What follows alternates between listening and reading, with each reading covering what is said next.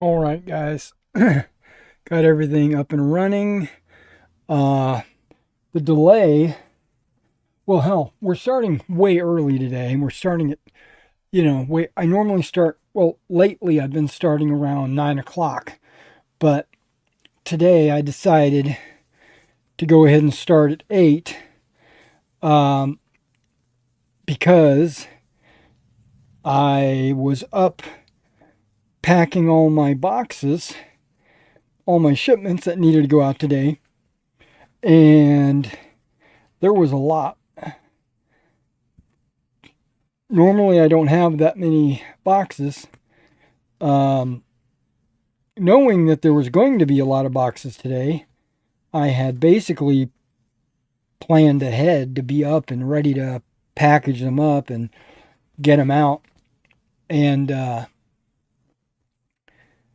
it took me 3 hours.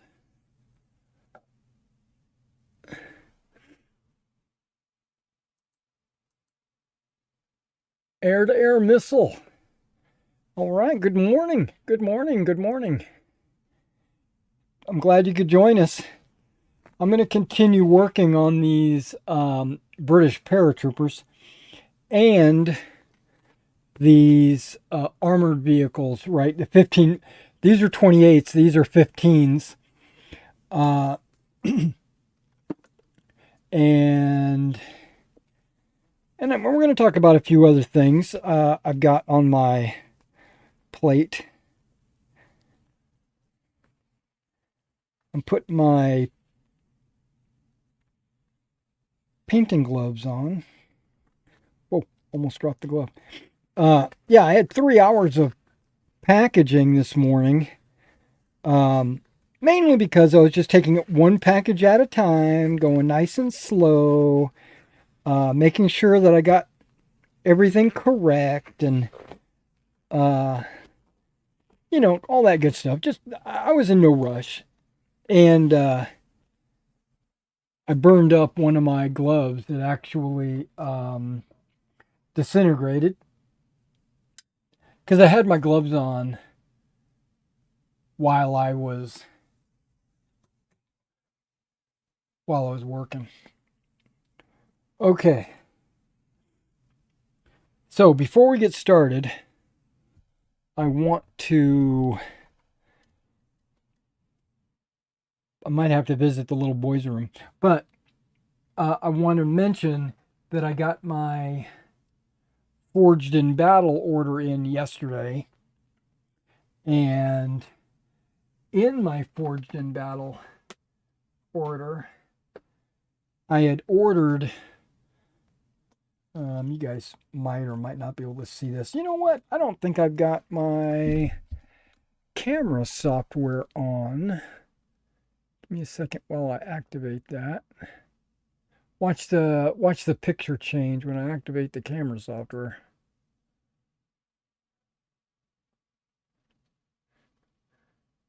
Yeah, it went a little bit browner, but it's actually closer to what they actually look like.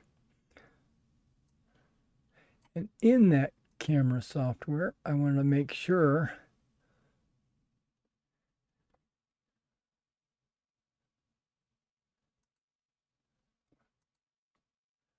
well, the focus is on auto, but that's okay. I'll live with that. But basically, I ordered these 4 Jeeps. They're resin, of course. Um,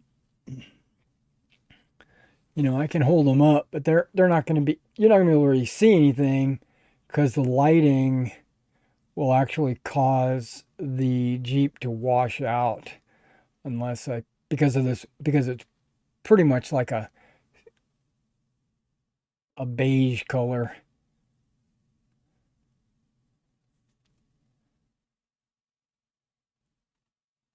And the focus doesn't work. Ah, wait, there we go. Yeah, so there's a Jeep.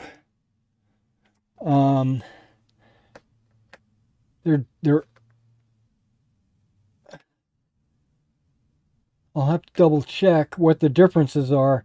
I can see a difference on this one. It's got a box in the front. Um, I'm not sure if these guys have any difference. I'm going to have to go around them with a fine-tooth comb to see if there are any differences. But usually Forged in Battle will randomize their various molds, and in this case I got these 4. Came with this Ziploc of crew, so there's probably a driver, a passenger, or at least there's a machine gunner. There's 4 sprues. Yeah, it looks like a driver, a passenger, and a standing machine gunner in the back. They're 50 cals. I'm not sure how many of these I'm going to mount with 50 cals because I already have some Old Glory Jeeps that have 50 cals on them already. But I might. I was getting these to be tow vehicles for my 57 millimeter anti-tank guns. Okay. But I also got this American Infantry pack. It's American Infantry number 2. It is labeled as heavy machine guns. But when you look at these machine guns, they are the water-cooled 30 cals. I wouldn't call these heavy machine guns. I would call these medium machine guns, because I would call the 50 cal the heavy machine gun. But that's okay. And I think there's 4 with crew in here. Yeah, there's 4 with crew. I'm not sure if I need to even put any of these together, but I might need to because I'm not sure how many 30 cals I already have. And Jonathan says, good afternoon from the UK. All right. Yeah, you probably, I think GMT, I think Greenwich Mean Time, right? I think it's 5 hours difference. So I don't know if you're a +1 or a -1 or a 0 on the whole GMT thing. So if you are GMT, it would be like 1 in the afternoon, because it's 8 a.m. here.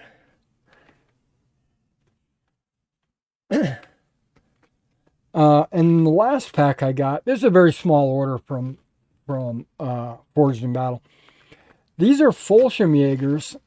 They're called Fallschirmjäger heavy weapons. It's 2. Okay. So you're 6 hour difference. Okay. So this is these are some like Panzerbusch looking things. Air to Air says it's 11 in the evening, almost midnight. Wow. Well, I'm glad I got started early, or you would have been up late. Okay. Yeah, these are like Panzerbusch. They're not really any tank guns. They might be LG40s. I'm not exactly sure. But I got them not for the guns. It's weird, right? But I did get them for the guns. But I put something into my little memory, my brain of brains, and I've been considering buying a Flames of War anti-tank gun pack, right? And it comes with pack 40s. 4 of them. Do I need 4 pack 40s? No. It also, now there's another pack that has the 50 millimeter, right? The pack 38. And do I need 4 of those? No. Okay. I personally have in my bits, in my collection, I've got a number of pack 40s, just the gun from Old Glory, right? There, I've had them for years and years and years. I'm not even assembled, right? But I got like this little tray that I had all my little spare bits in, and I was going through all my 15 millimeter bits the other day, and I saw, hey, look at that, I've got some pack 40s. Now, I have some plastic sprues of 50 millimeters from Flames of War. So I'm thinking I could take 2 of those pack 40s and 2 of those 50s and make 4, 2 platoons of anti-tank, but I wouldn't have any Fallschirmjäger gun crews. I think I've got some Grenadier gun crews, but I don't have any Fallschirmjägers. And then I got that pack in, and I'm like, okay, Panzerbusch, how am I going to use it? How is it going to fit in my battalion? And I went through all the books for O Group, that is. Not just O Group, let me back that up. I went through all the books for Battle Group, and I went through all the books for O Group, and none of them, not one scenario, not one army list, not one point value, nothing for a Panzerbusch, Fallschirmjäger Panzerbusch. I did find in the O Group it's not the O Group. The Battle Group. I found in the Battle Group weapon list where it says, mortars, Panzerschreck, Panzerfaust, 37, 50, 75. It had on there 28 millimeter Panzerbusch. So I have the stats for a Panzerbusch in Battle Group, but I don't have an army list. I have a Fallschirmjäger. I even have a Fallschirmjäger army list. And you go through the Fallschirmjäger army list, there's not one unit that uses the Panzerbusch. There's not one anti-tank gun unit that you can swap to get a Panzerbusch. It's not in there anywhere. So I'm like, well, and O Group doesn't have it. Well, first of all, O Group doesn't even have a Fallschirmjäger army list. It just has German battalion, in quotes, German battalion. So all their German battalions are exactly the same, organization-wise. And then you can change their troop quality, elite status, and all that. You can equip them with assault rifles like the FG-42 or the STG-44 or whatever, and you can basically construct a Fallschirmjäger unit, but it's not set up that way. And Richard Brown, I think is the writer for O Group.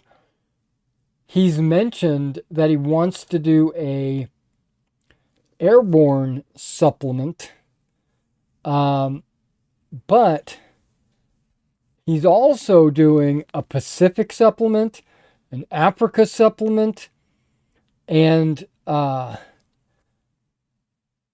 I personally want, this is being selfish, I want an airborne because uh,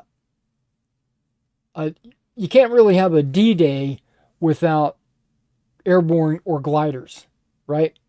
Because 50% of the fighting was done by the airborne. You had the beaches, but then you had to be behind the beaches. And then I also want to do like market garden scenarios, and I want to do Battle of the Bulge scenarios. Those are my favorite because they involve the airborne, right? Now I don't mind doing some Africa. I don't mind doing some Pacific, or even Eastern Front. But my druthers, my favorite is the Normandy, Market Garden, Battle of the Bulge. Those three campaigns. Not even the Falaise Gap or the Breakout or Italy. None of those are. I mean, I can do Italy. That's okay. But those aren't really my favorites. My favorites are D-Day, Market Garden, uh, the Ardennes.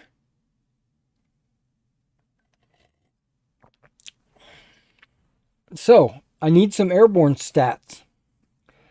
I just found out last night that the Russian supplement, the Barbarossa to Citadel, the 41 to 43 Eastern Front book, has rules for doing armored battalions.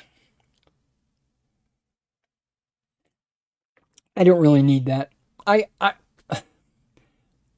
know enough about the military. Hell, I was an infantryman myself. But I know enough about the military. I played enough war games. I played enough. Uh, I've I know what's in an armored battalion. Sorry, I'm drinking some tea here. I made it last night, and then I only drank like maybe 10% or 20% of it. So just before we started the stream, I put it in the microwave and heated it up. Yeah, 2-day old tea is actually really good. It's kind of like coffee, you know. You make coffee one day, and then on the second day you put ice in it, and it's really good. Okay, my stomach just reminded me I have to take some medicine. Bear with me. Because normally I'm doing this off camera, right before the morning stream.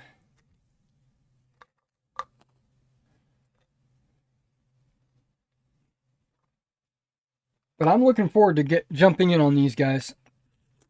I started the Denizen Smock last night. And I wasn't sure exactly how I wanted to do it, right? Because my AK, because my AK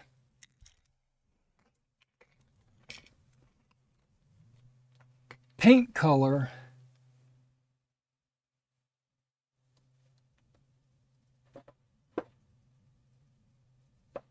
is this it? British uniform base? Nope. Is this it? Yeah, okay. AK has a color called Denizen Tan Base, but that looks brown, right? That looks pinkish brown, a little bit like a SS Smock base color. This might actually be a good SS base color. I normally use cork, But this looks like it would work. But either way, I'm looking at it and I'm like, Denison smocks aren't that color. They don't, I mean, as a base, as the undercoat, the primary color. They're more greenish khaki or something like that.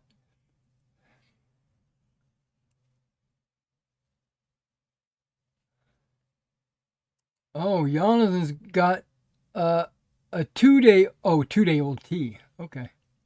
I'm out. At first, I thought you said, I thought you said you had a 2-year-old. But no, that's a 2 day old tea. It's good though. After I heated it up. When it was cold, it wasn't really that good.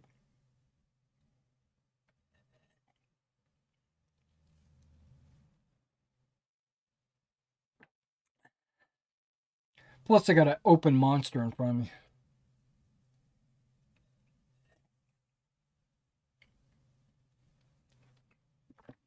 Yeah, these pills are like horse pills. They sometimes they go down sideways. And, you can see like my throat stick out like this and look like Frankenstein. Frankenstein's monster. I know the difference.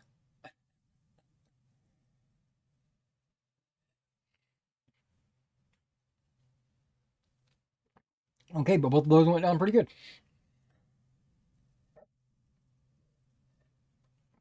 Okay, so that should take care of me for a little while anyway. Okay, so I was struggling like, AK, what are you doing to me? Right? So I decided to break down and look. I know my microphone's a million miles away. I decided to break down and go to the YouTubes and see if there's somebody else out there um, painting Denison smocks, and, and if they had a better idea of what color I should be using. And one guy started using Middlestone, and I was like, what are you doing? You are crazy. He explained why he was using Middlestone and why he thought it was the right color and everything. And I was like, no, you're a retard. You don't know. You don't get it. Come on, that ain't right. And then I said, screw it. I'm not going to watch this guy's video because he's an idiot. He's not an idiot. I was just frustrated and it just didn't seem right. So I said, nah, I'm not doing that. So I went and I searched for another YouTuber, and I've watched both of these guys paint figures, and this other guy I kind of trusted a little bit. So I said, I wonder what he has to say, because he had a video on there. And then the first thing I noticed was he's painting it with Middlestone. And I went, damn, what are you guys doing? That's just ridiculous. What are you painting it Middlestone for? That's like if you don't have the right color, pick Middlestone as a substitute. But he was making that his main color, and he listed a bunch of Games Workshop colors as alternatives. First of all, I'm not going to use. I'm not interested in a Games Workshop alternative. And then I thought to myself, I've got Middlestone. Let me pull it out and see exactly what the color is. And this is Middlestone right here. And I was like, that looks a little khaki. A little bit too khaki. Even though khaki is probably a close color to use. And I was like, and this second YouTuber said, use Middlestone because it's kind of like khaki with green mixed in. And I was like, okay, maybe. And then I thought, then I got all these paints lined up here. You know, the ones I'm going to be using on these British. And I said, don't I have this color? Not Middlestone, but this color up on my rack? And I had this color called yellow green. And it was sitting up here. And I was like, why is yellow green up there? And then I'm looking at them and they're super close, but you can see this one is a little bit more green than this one. This one's a little bit more khaki. And so then I dug up. This is a MIG color. And this is a Vallejo model color. This MIG color came directly out of the British Paratrooper paint set, right? The MIG British Paratrooper paint set. And so I was like, okay, maybe that's supposed to be the color I'm supposed to be using, is this yellow green. So I went to my little paint swatch right here, and I found it yellow green, which is 504. And I looked up here trying to find 504, and I found it. It's the base color. And I was like, okay. So these guys are all painted with the yellow green smock.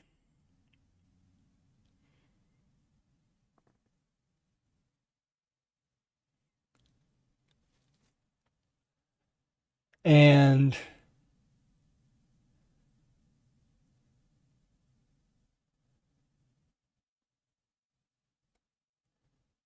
yeah, so I decided I'm going to use these colors like I'm supposed to. Like God intended. And so that's what we're going to do.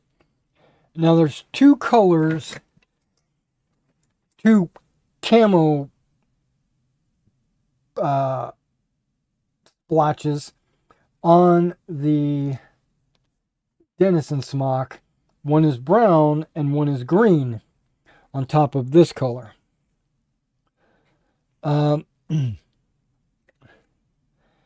And I want to do the Denison smock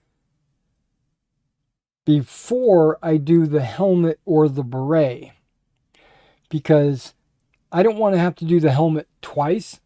And some of these guys have the helmet on their, like this guy. He's wearing a beret, but his helmet is on his waist. And I don't want to have to paint the helmet and then come back later and fix it or something like that if I mess it up. Okay, so the two colors, I already know what they are. I've already set them aside right there. One is called Red Brown 532. That's that bad boy. And the green color is 561, which is green violet, which is that color. So that's the green, that's the brown. Random spots all over the Denison smock. And that's what we're going to do. I think I'm going to do brown first. Okay. Also, I dug out some decals for the British, because these Sherman Mark V's are all British, so I want to mark them up with some British decals. The rest of them are just going to get stars. I still need to maybe dry brush these guys with some Russian green or Russian uniform green, edge them, The other guys I don't need to edge. And I've already painted the wood.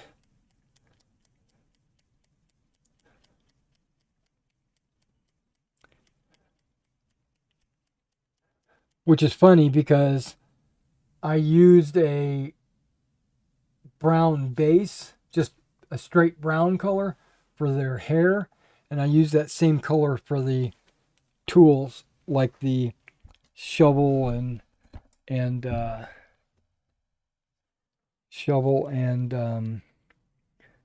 axe and sledgehammer.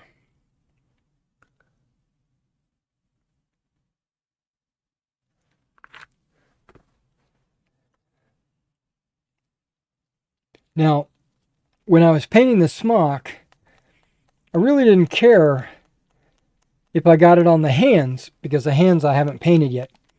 But I did care about the collar, and I cared about the waist, because I had already painted the pants, and I didn't want to go back in and paint the pants again. And I didn't want to paint the face again. Okay, the steering ball is now moving around. I don't know if you can hear that.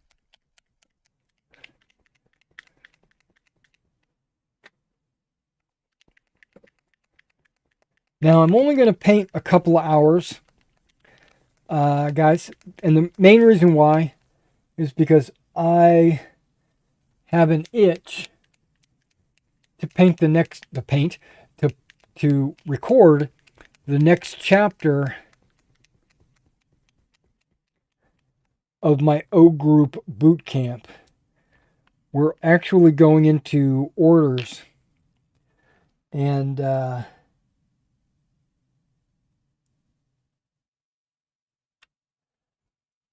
I'd already done the game turn.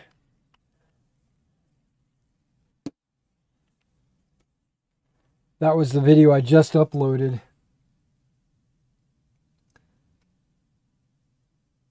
So if you're following the O Group Bootcamp, I uploaded one that's called Orders and... No, it's not called Orders. I didn't do Orders yet. It's called the Turn Order and Command and Control.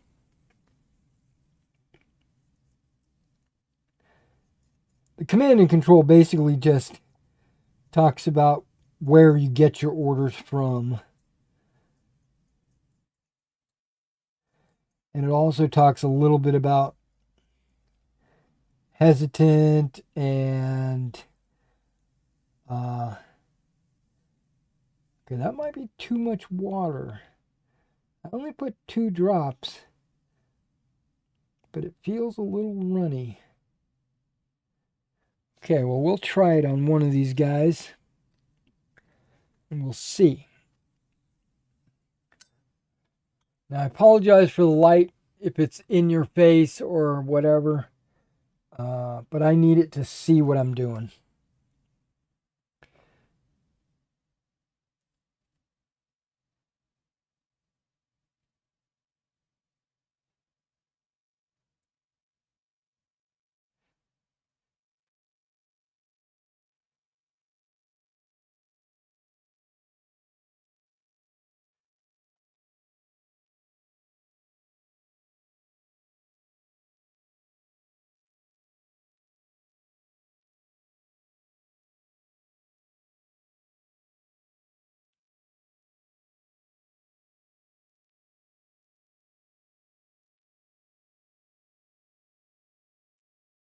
Okay, well, it's going on, but I don't know if it's too wet yet. Because if it dries transparent, like I normally do with layering, then I've got too much water. But it seems okay right now.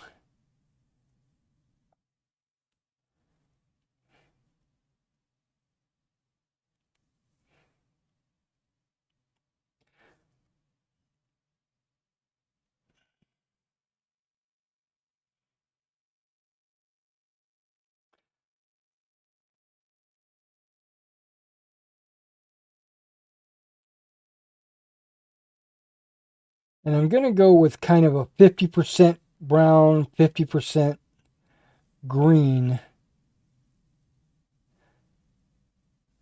And I'm just randomly putting little patterns all over it.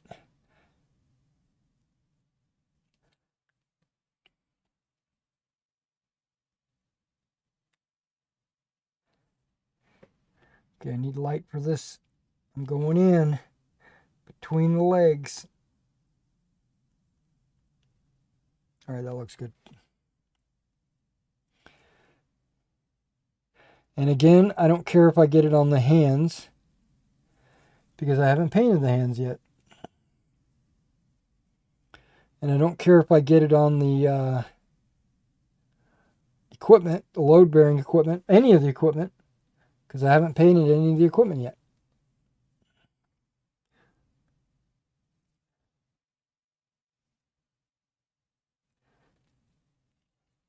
All right, those guys have brown on their denizen smocks.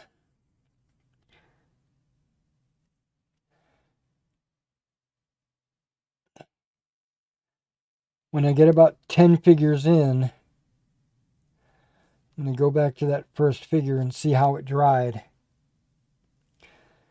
See if it dried transparent.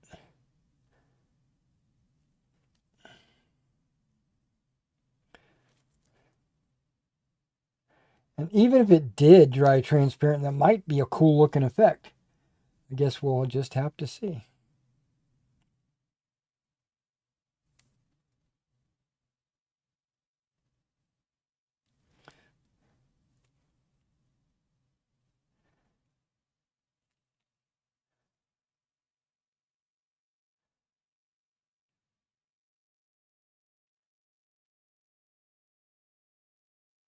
And I'm using a fairly large brush. Well, an extremely large brush. Mainly so that I can get this done in a timely manner. But the next video is going, for O Group, is going to be the orders. It might be a standalone video where it's just about orders. Because I'm going to go over all the different orders and how you perform them on the table. And I'm going to put some terrain and some figures out. And I'm going to do that immediately after we break, probably before lunch. Mainly because I started so early today, it's going to give me an opportunity to do that today.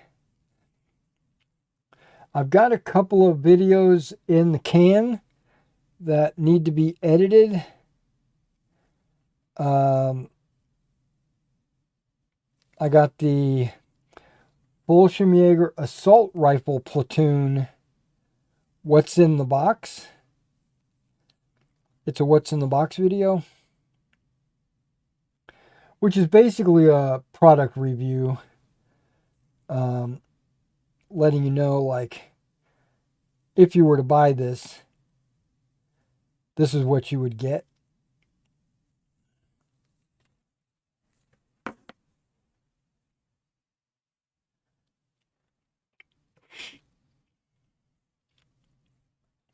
So I got the Assault Rifle Platoon Bolshevik,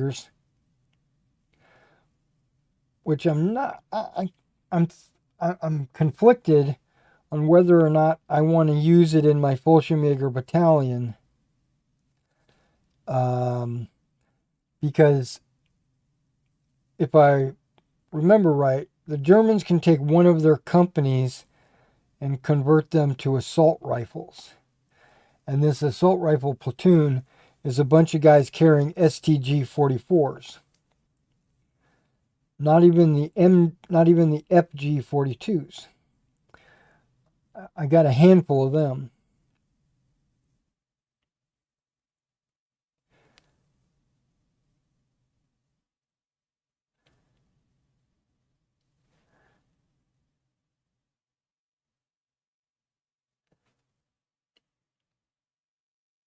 And I got something else. Oh, artillery. I did a US 105, 105 millimeter artillery battery from Flames of War.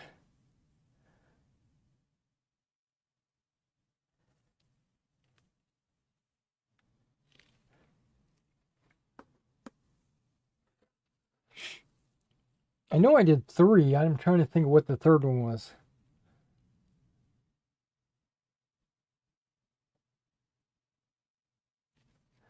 I did 3.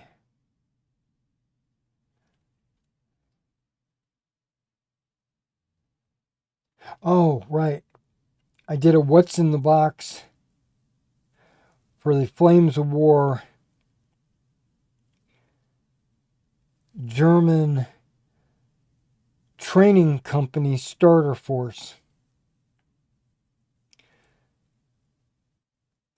It's basically like an infantry platoon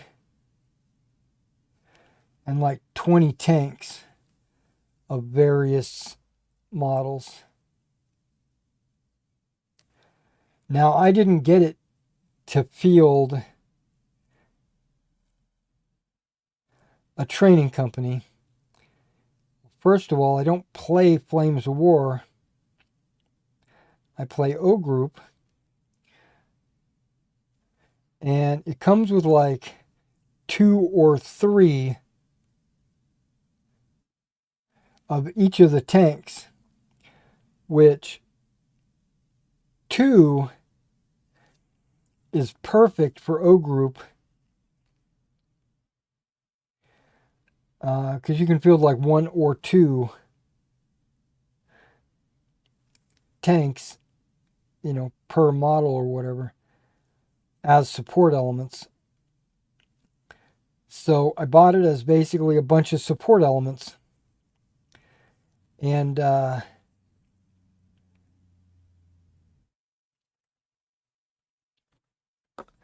if there's 3 of anything, I would have. I'm going to post it on eBay as like a sprue.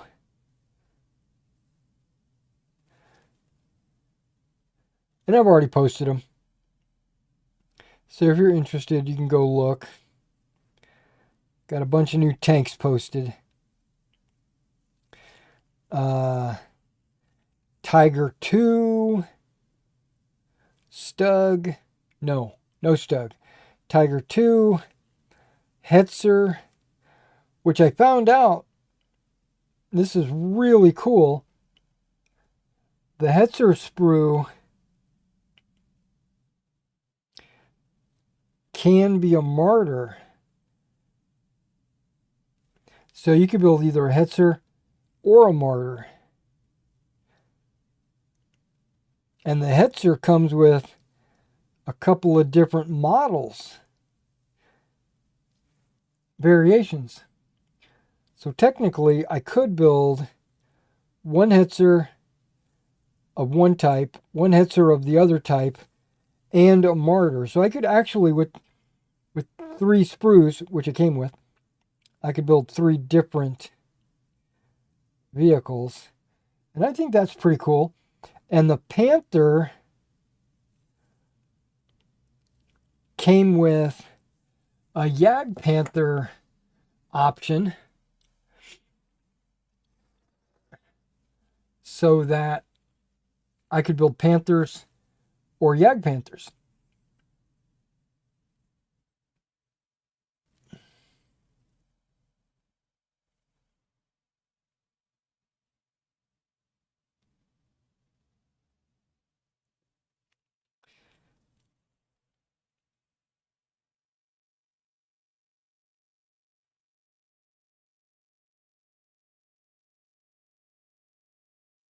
And then it comes with Panzer IIs, or reconnaissance, I suppose. Panzer IVs.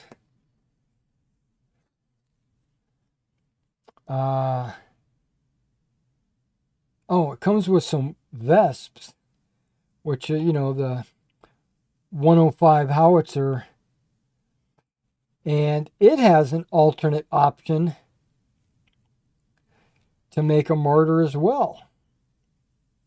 A Martyr 2, I think.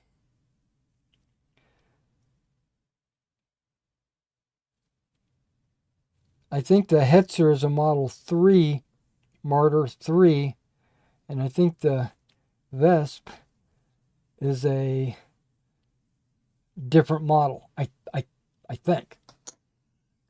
But either way, there's a ton of good models in that set. And I did a what's in the box to let you see. And it's a good price for all those models. In our last video, I think it was the last video, in the last few minutes, I went to the Flames of War website to look at the new pre-orders they have for their D-Day models. And they've got some cool army boxes, but they're just not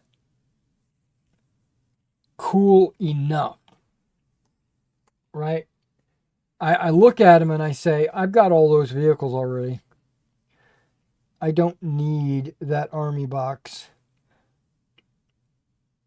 If I was just getting started in Flames of War,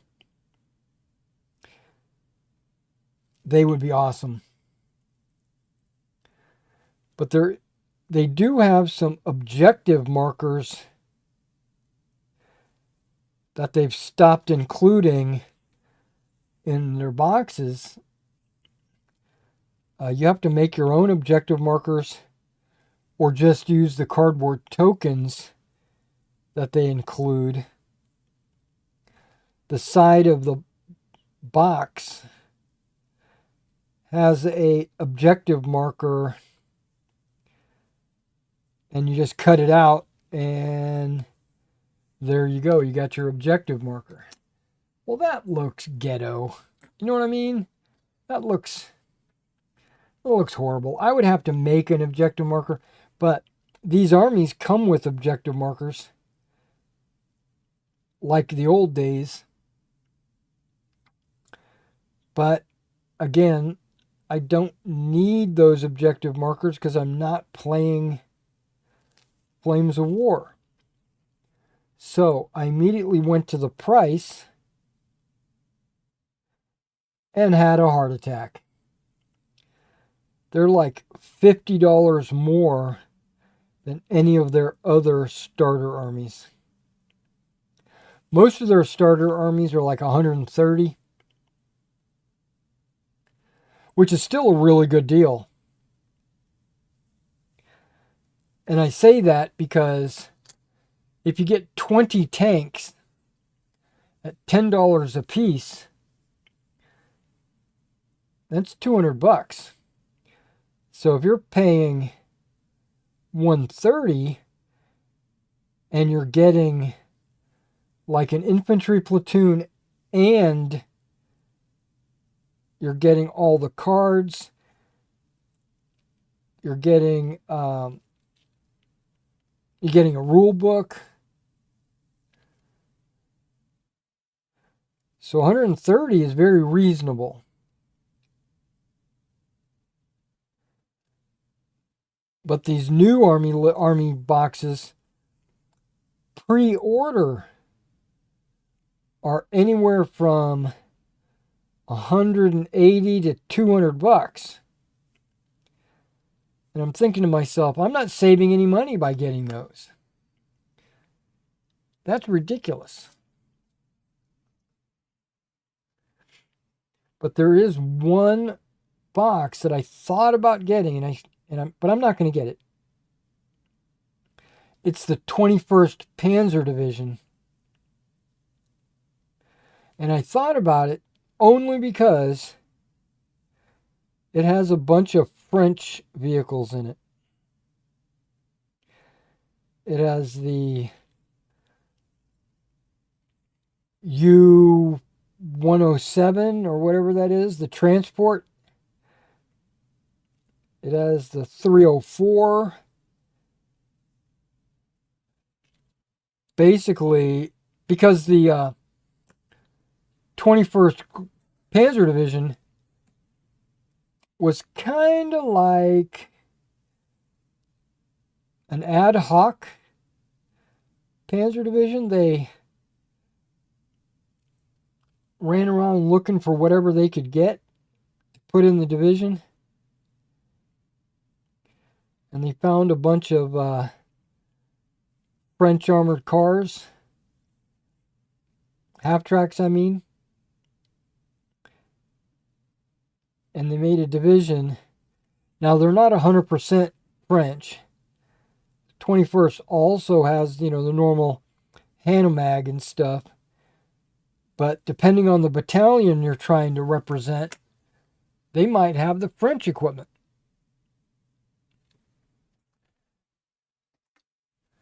So you need to do a little research on that.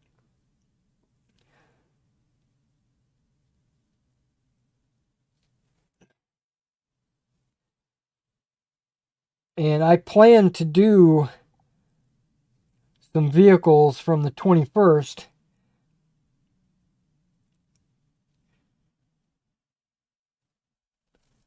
And throw my SS. Once I do my SS battalion,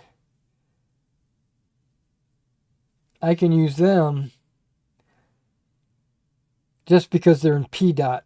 Not because they're SS, but because of the camouflage I plan to paint them. Because the 21st is not SS. I think there is a 21st SS, but the 21st Panzer Division at Normandy, it's not SS. It's ad hoc.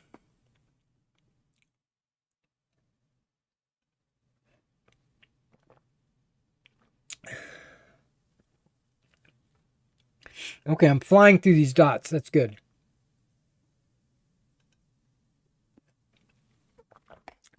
Okay, I'm going to kind of refresh my brush.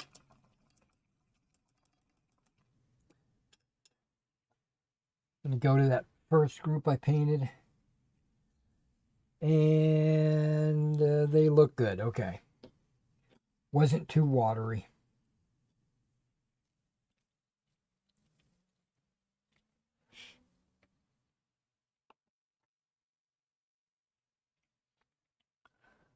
This guy's an American paratrooper. He doesn't have a Denison smock.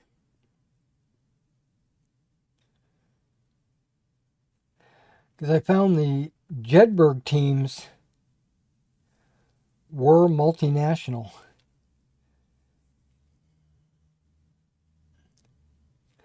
And I'm thinking, do you remember that movie? It's a really good movie. It's not as good as The Longest Day and A Bridge Too Far, but it's a good movie. And it's called The Devil's Brigade.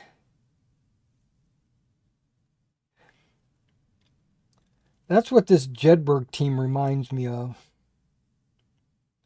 A multinational unit. Special Forces.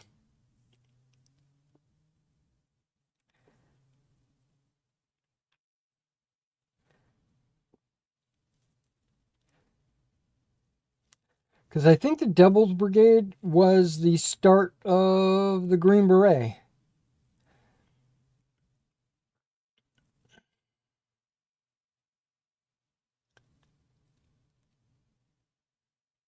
Or that's where they got their start. But in that movie, it's only Canadians and US. It's all North American units. But I think they had like an Italian and a Frenchman,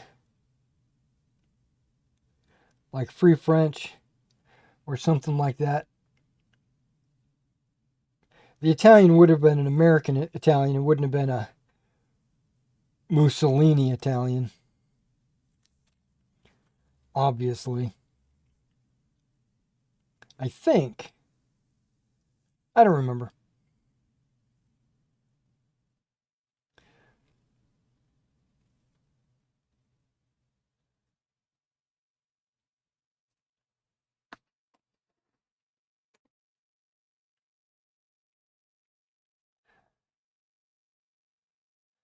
So when I put this green yellow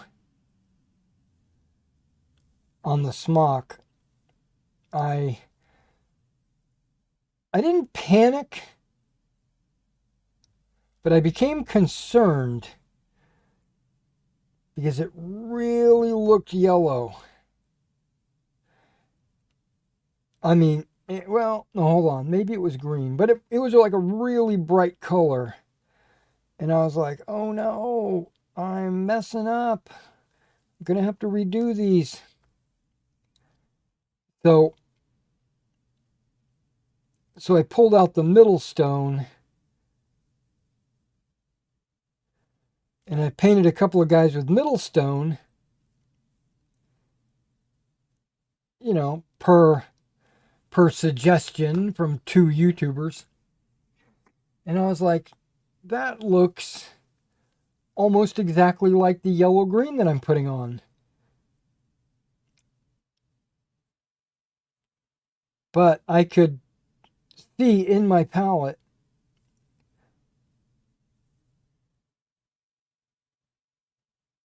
that the yellow green had a little bit more gray in it, a little bit more khaki or something. And the middle stone had a little bit more green in it or something. There was subtle variations between the two. And I said, you know what? Oh, when I was doing the middle stone guys, I kind of, like I did with those first guys there, I went back to them and kind of looked at them. And I said, damn, these guys look really good, just like these guys. Because it took a second to dry. And when it dried a lot darker than it did when it went on. So I was like, oh, this is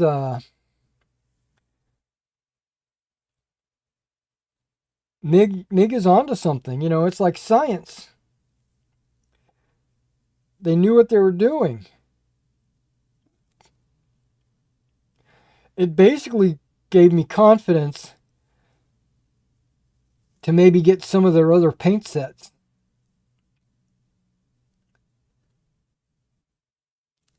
Because I was thinking to myself, damn, MIG, you're on it. You're better than that AK. That's like brown. I mean, it's almost like it's not any different from their pants. Almost. It's still a little bit lighter. It's tan. It is tan.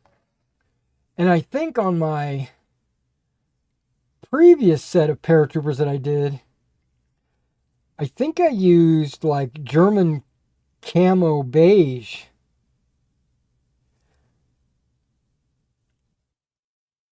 Right? But that's not really the right color. I was kind of doing what these YouTubers were doing, which I'm ashamed to say. I was using a color that I owned and not a color that was required.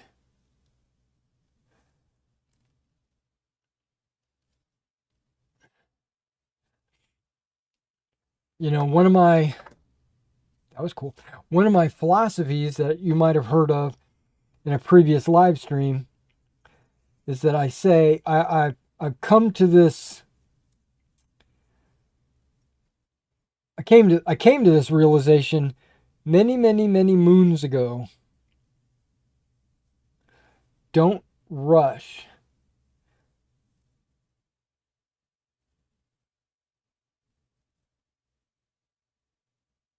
Not and I don't mean try to go super fast. What I mean by that is do it right. If you don't have the right color, get the right color.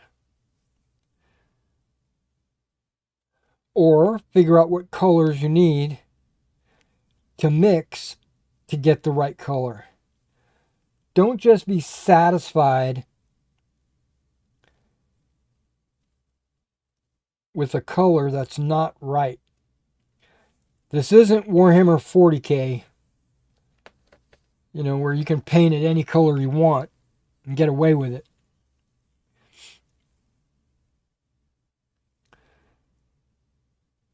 You paint your figures because you want them to look historically accurate. Because if you're painting a World War II figure, you're playing a historical game, not some sci-fi game. Well, you might, Sergeant Rock and all that. But if you're playing a historical game where you're playing something in World War II, your army is designed based on historical compositions, weapon systems are historical, then paint them right. That's been my philosophy for a long time.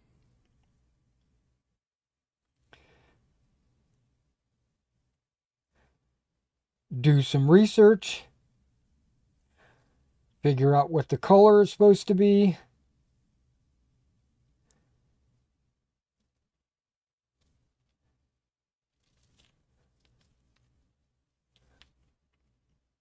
And then when you go to paint them, don't rush.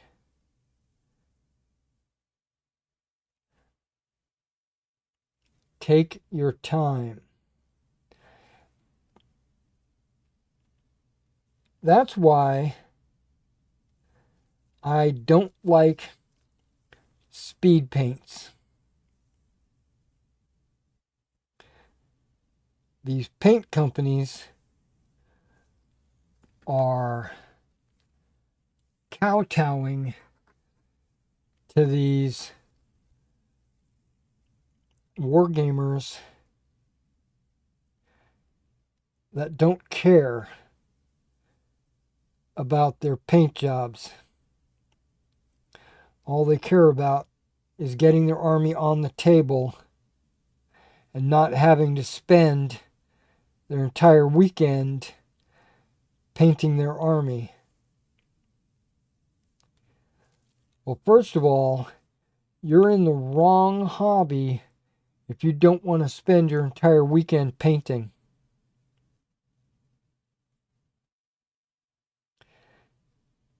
As the ghoul would say,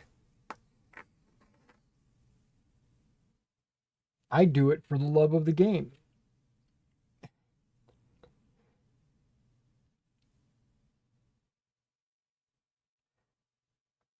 What he means by that is he enjoys doing what he's doing. If you don't enjoy it, if it's a chore, maybe you're in the wrong hobby. Maybe you should go play some card games.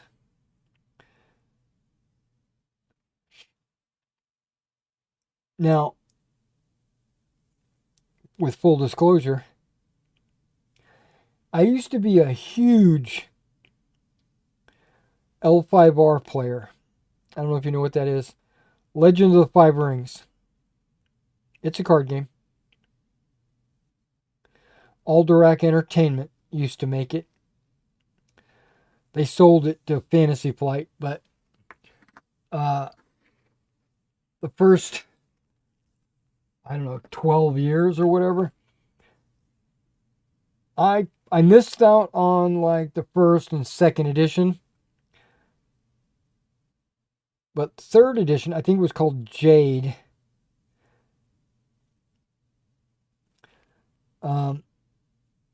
That's when I got in. And I got in because I owned my own game store. And I sold card games at my store. And I allowed players to come in and use up my Wargaming table space, to play their little games. And, sometimes they would request to like host a tournament or something like that. And I was all in for them. But as part of that, I started to learn how to play. I got my own deck, and then it was over. My life had changed. I had gotten like every set after that. I spent many hours sitting at a table building a deck, because you have to put cards in your deck that you think are going to work in combination with each other. They would lean on each other, and there was a lot of different strategies and philosophies on how to make decks better or worse, or which faction, because every faction had their own abilities, which faction had the best abilities. And not only that, what really drew me into that game was there was a lore. You would play characters in the game, as cards, and your opponent would play characters, and those characters had abilities, powers, or whatever you want to call them, based on what the character would have in the lore. And different factions tended to have certain types of abilities. And I played the Lion faction.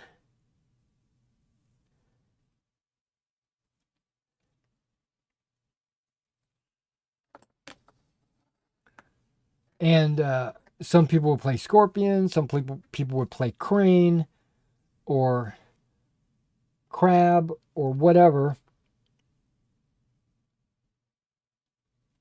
The Shadowlands, Phoenix, Unicorn, and everybody's personality. I kind of figured out early on that people are going to play a faction that they identify with. And you could learn a lot about a person based on what faction they chose to play. And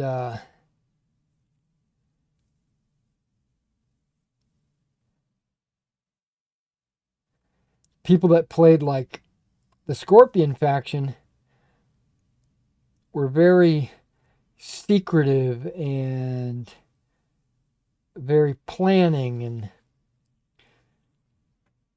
backstabbery. So in real life, you had to kind of watch those people. And then there was people that played the Unicorn. And I would say these guys were a little bit on the fruity side.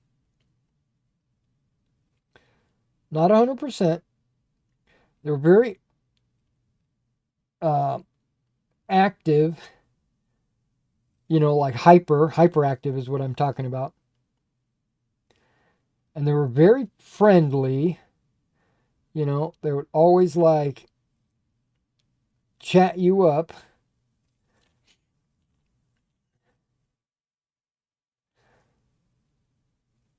And the cards would reflect that kind of characters in their lore.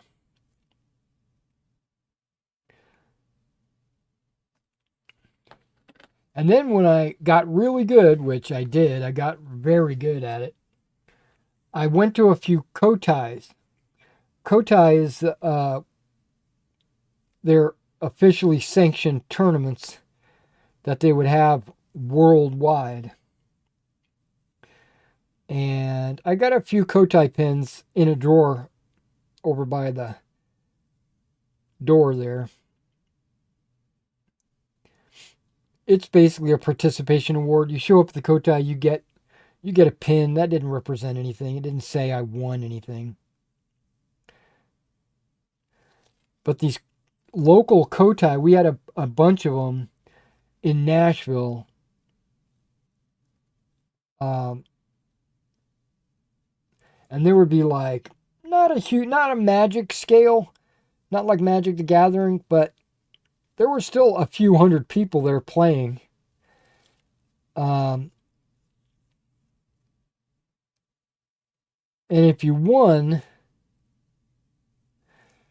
if you first place, second place, third place, participation, what's the other one?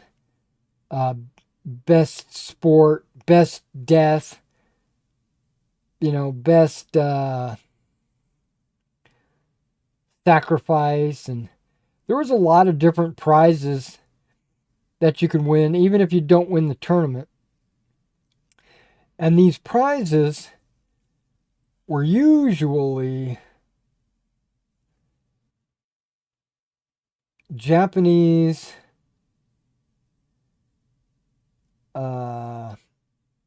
or Chinese, but usually Japanese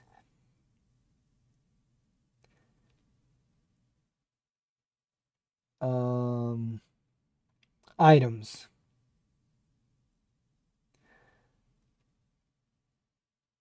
Like I got a 3D picture box in the living room. It kind of looks a little bit like a jewelry box, but it's got a glass window on the front. And in that window is a bonsai tree and a castle, but it's made in such a way that it's three-dimensional. It's really cool. I think my wife has taken it as her own. But I'm okay. I don't need it. But I had won a bunch of second and third place. I never won a first place, though, I'll be honest. There were some really good players. I had beaten a lot of players, but just not the best player. If you want to be the best, you got to beat the best. So that was not me. I was not the best. But I was really good. But part of the draw of that game was these kotais being official, sanctioned tournaments. There's a questionnaire that is asked of the winner. So if you win the kotai, you are given this questionnaire to answer, and the tournament organizer would send this questionnaire back to the company, and they would compile all these questionnaires, and basically they were votes.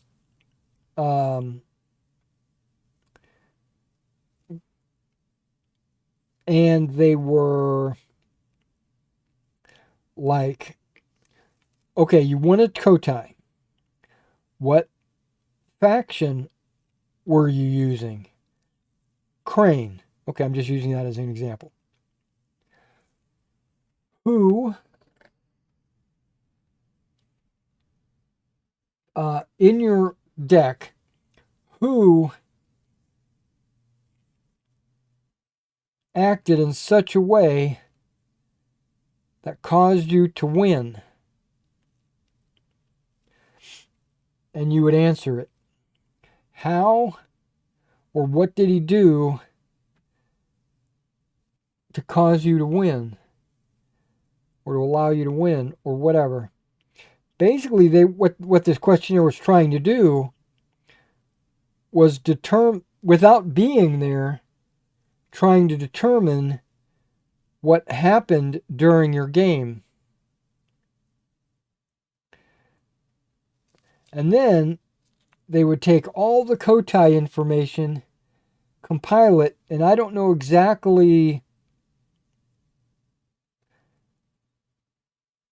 what weight they put on the Kotai information, but what they wound up doing is taking that information that you and like 25 other players had sent in, and then they would write that into the lore.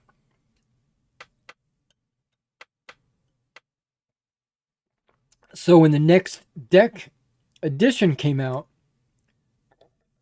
your champion would be more powerful.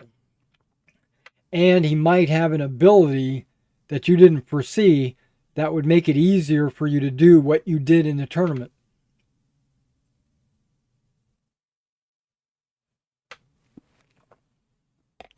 Or let's say your character, your champion, killed a specific other character in the final game with your opponent. And like 9 out of 10 other Kotai winners had a similar experience. In that next edition, that character might be dead.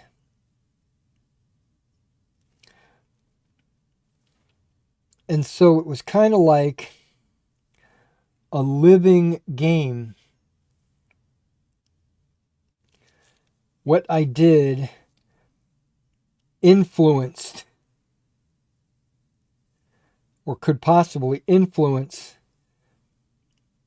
the next set of cards. I really liked that a lot.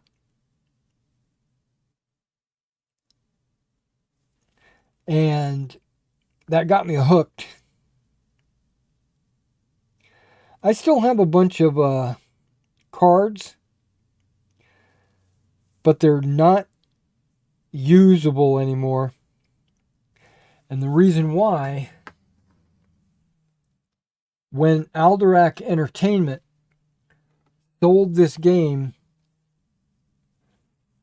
to Fantasy Flight, it's still a card game. It still has 90% of the rules intact. It still plays pretty much exactly the same. But the problem is, and this is something that I don't really get, I don't understand why they would do this,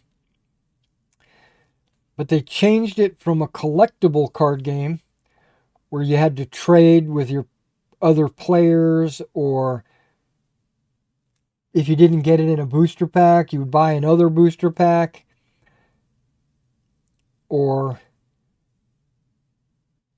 you might want 3 of these cards, but you only own 2, So you gotta negotiate with somebody else that's got one. Uh, maybe buy it. Maybe go to a store and look through all their collectible cards and see a character that you've never seen before and get excited and say, I want to buy this card. Instead of doing that, which is the way this game was, they printed every card from the edition. It's a new edition. It's the Fantasy Flight edition. They call it something. I don't even remember. But they print every card and put it in the box. So when you buy the game, you get every card.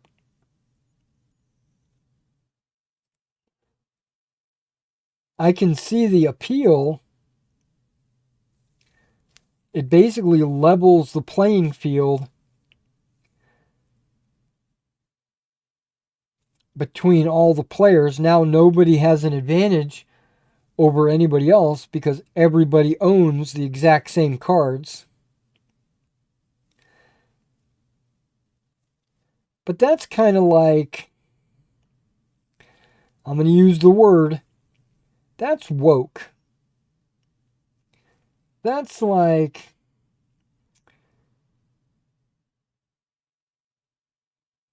equity.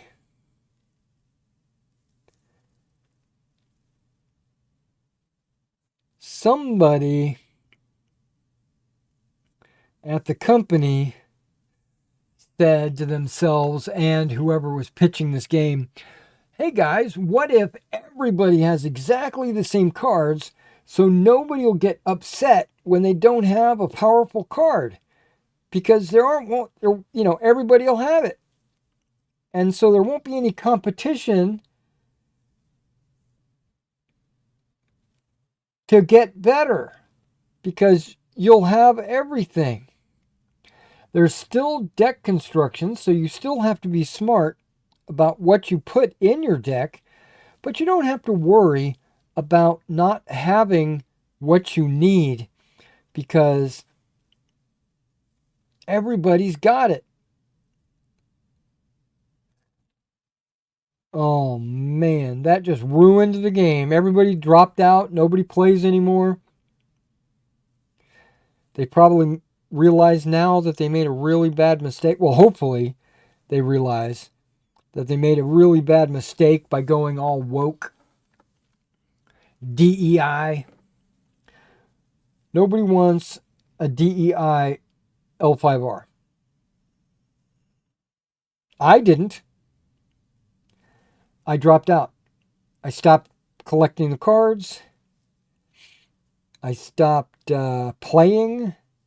I didn't go to any tournaments. Well, first of all, I don't think there are any tournaments. I don't think Fantasy Flight thought this through. And if they did, they bought it so they could ruin it.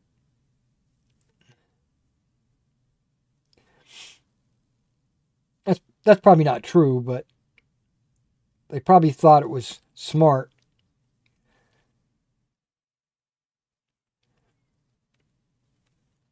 Now, these boxes were really expensive. I don't know, like $60 for a card game. That's expensive. Where L5R was originally $10. You could buy a starter for $10. Now, this is a while ago, so I'm sure inflation has hit them, or it would hit them if they were still active. But you buy a $10 starter box, and you just play with what you get. We used to have these tournaments called starter box tournaments, where you join the tournament for a fee. You're given a starter box and 2 booster packs. You open them up and you put your deck together and play with what you got. It was a gamble Because some people got like a really cool card and you didn't. But that was part of the fun. It was kind of like, I wonder if I'll get something good. And then there was something called booster drafts, draft like the NFL, where the table would open a booster deck. You would take a card out of the booster deck, and then you would pass the cards to the person to your right. They would take a card and pass the deck to the right. And everybody got a booster deck. And so if you had 40 people at the table,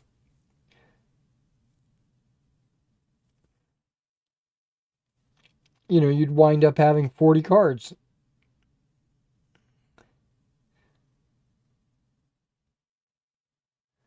I think that's the math. I mean, my math could be off, but you would have enough to do a deck.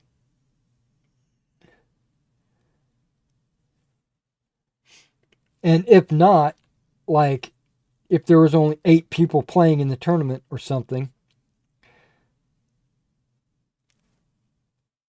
you'd get a second booster deck or booster pack, go through it, and a third and a fourth until everybody got enough cards to play. Now, of course, you'd start with your faction's starter province, and you would start with, I think the booster packs would not come with land. So you would, or I should say, well, it's not land like in Magic, but it is money generating territory. Because it might be a shop, it could be a traveling merchant, or something like that. But I don't think the booster packs come with those, only the starter packs. So if you're doing a booster draft, you have to tell everybody to bring their own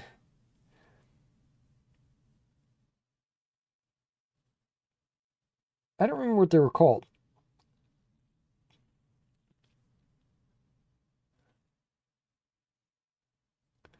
Land. And everybody would show up with their faction starter castle and a bunch of land. And then the booster draft would start. Now that's fun. That's interaction with your friends, or people you don't even know. They pass you a booster and you look at it and you're like, oh man, there's this really cool crab here. But I see that my opponent over there is playing lion. And then there's this really powerful lion. So I better take it or he's going to get it.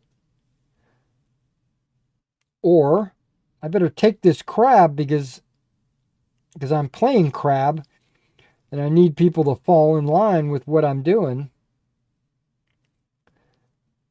Or whatever, So there was like a little strategy behind that. You don't get that anymore. And you don't get to talk smack to your opponent like at the end of the game. You see where I pulled out that Black Lotus and I destroyed your guy. You don't get to do that. Because he's got that card and you're not. Yeah, it was very. When they changed, it was very equity oriented and it basically ruined the game. Took all the risk out of it.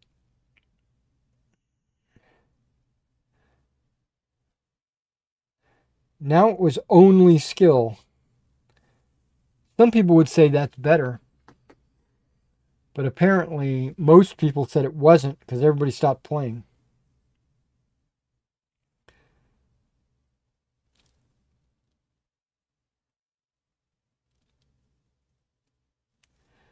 All right, enough of that L5R BS. But I got into that. I got into talking about that because I was saying paint slow. Don't be in a rush. Don't use speed paints. They're not the right color. They're great for fantasy figures and science fiction figures, but not historicals. Use the right paint. If you don't have the right paint, get the right paint. If you don't like painting and you don't want to collect paints, you might be in the wrong hobby. Go play L5R. That's what I was saying.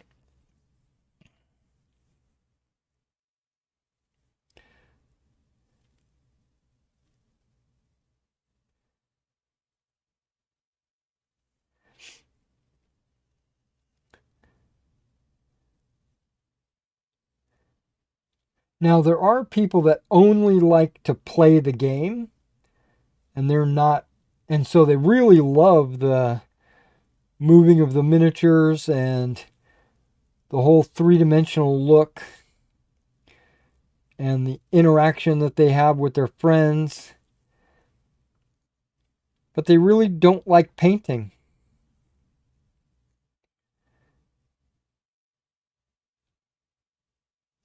Well, that's what I'm here for. If you need me to paint your army, I'll be glad to do that. Your friends will appreciate it.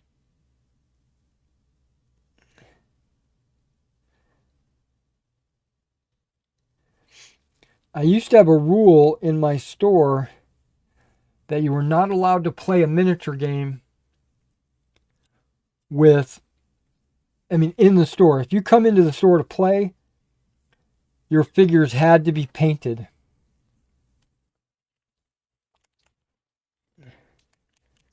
You can't come in and looking all jank.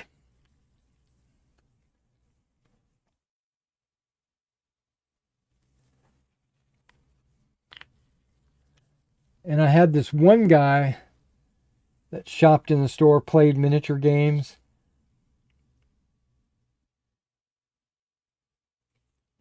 And was kind of a little bit of a bum.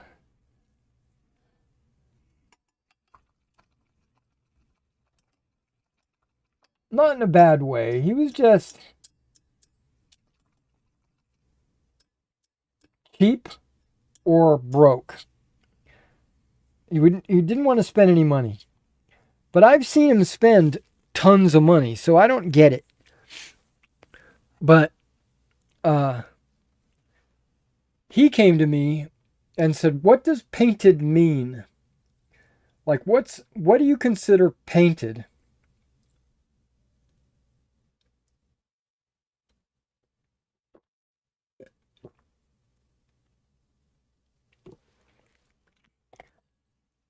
And he would ask because he was going to try to do exactly the minimum needed to be considered painted.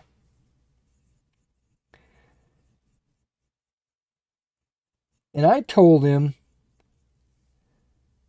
it has to have at least 4 colors on the miniature to be considered painted.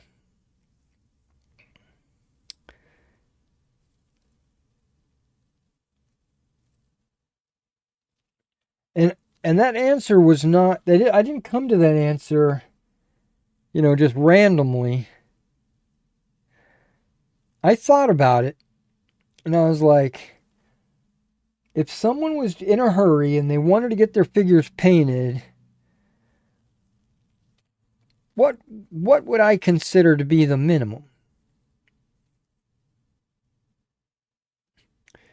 And then I thought about it. Okay, so he's going to paint his armor because we're talking about 40K, but it really could apply to any figure, but mostly 40K. That's because that's what this guy played.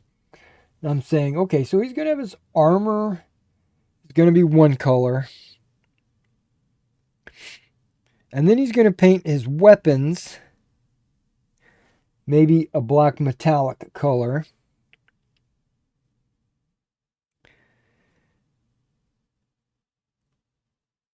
And that right there could be considered painted, right? Just those two colors.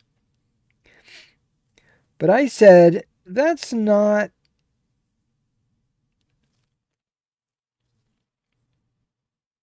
really accepting what I was trying to accomplish. So I said, okay, so if he paints like the sword, maybe a sword sheath, a different color, and then if he painted the insignia markings or maybe a shoulder pad or something, another color, I think that would be good. I think that just bare minimum, that would be good. Personally, I wouldn't be caught dead with just that on the table. Most people that played there had well painted, 20 or 30 colors on their models, not just 4. But something popped into my head. Comic books. To get a comic book to look like it's in full color, they use 4 colors. And it's called a 4-color comic book. And I was like, okay, we'll go 4 colors.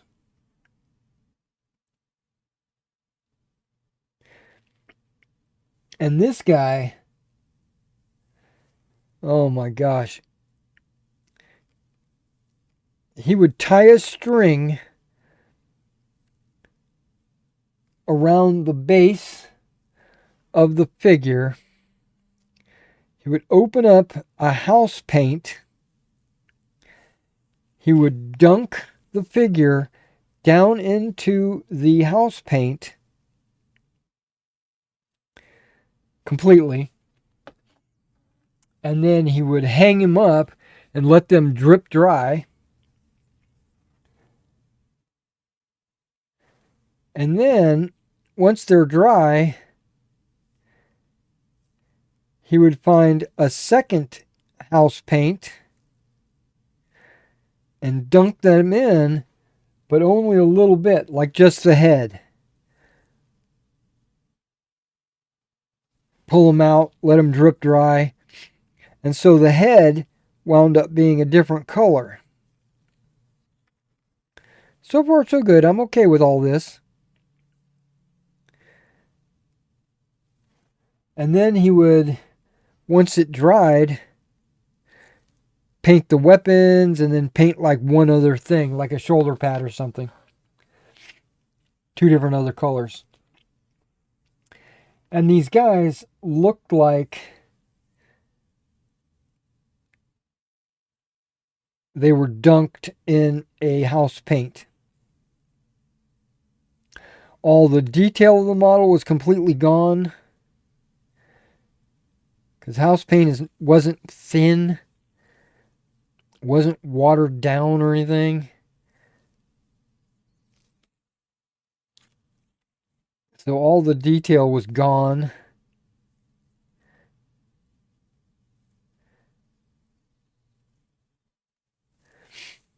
But he did that because I said that was the minimum.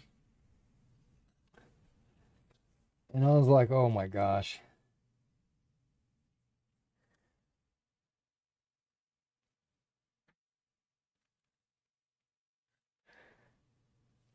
Everybody liked him. He was a nice guy. He was very polite and he played the game well.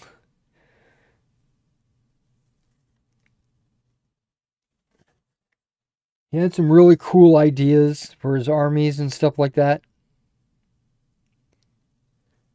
But he was, even with all that going for him, he was still kind of a laughing stock.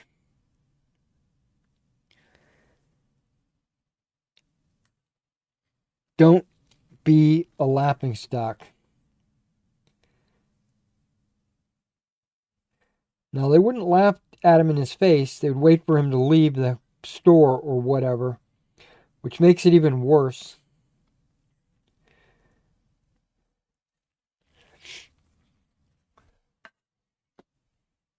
I never laughed at him. I just felt sorry for him.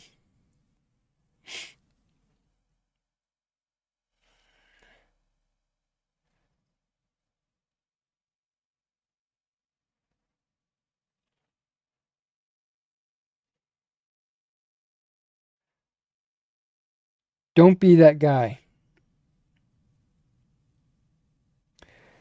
Take your time. If it takes you a week to paint one model, take a week.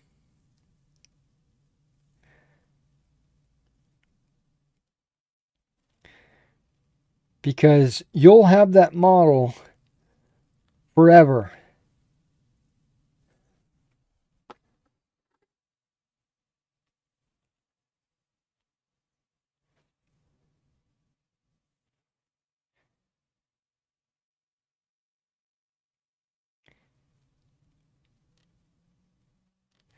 So you've got art in your house, right?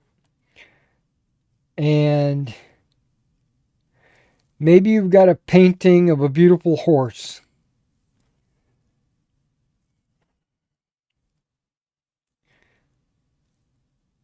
And someone sat in front of that canvas and they took the time to make that horse painting beautiful. And you can appreciate it. Now imagine the person who painted that horse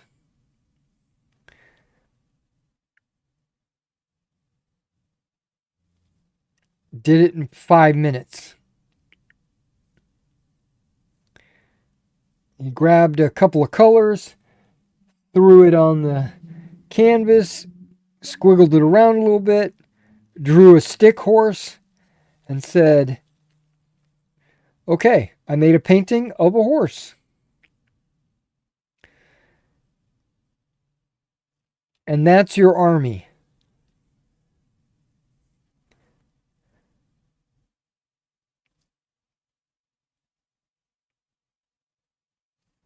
Don't be a stick painter. Take your time. Make them look good. Don't use watercolors. I mean, speed paints. Don't use finger paint. I'm talking about contrast paints.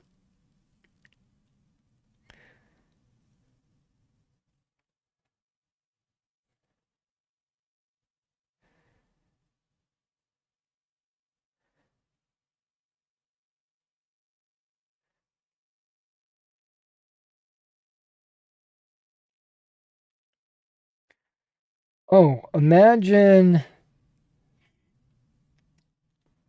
I needed to make a painting of a beautiful chestnut horse. The horse I'm looking at as my model is a chestnut. But all I have is yellow. So I paint a yellow horse. That is what you get when you paint with speed paints.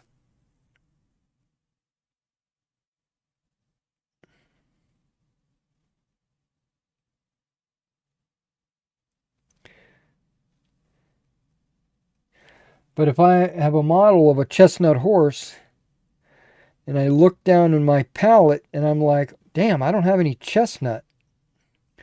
All I have is this yellow and black and green.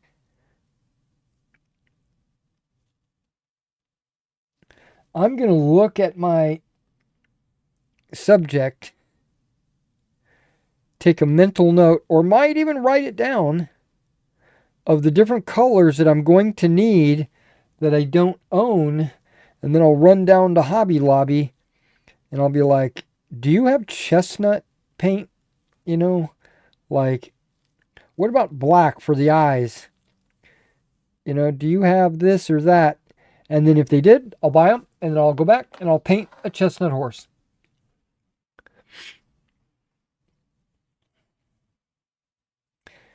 See what I'm saying?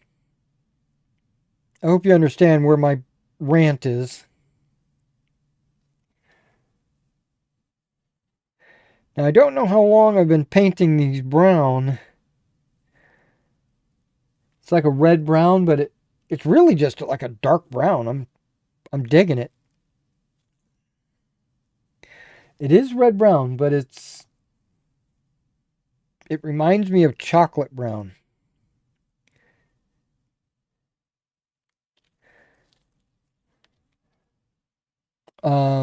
I don't want to go past maybe 11, maybe at the max, because I want to get that next O Group bootcamp video recorded. And I've got to set up some terrain and move my camera and my microphone,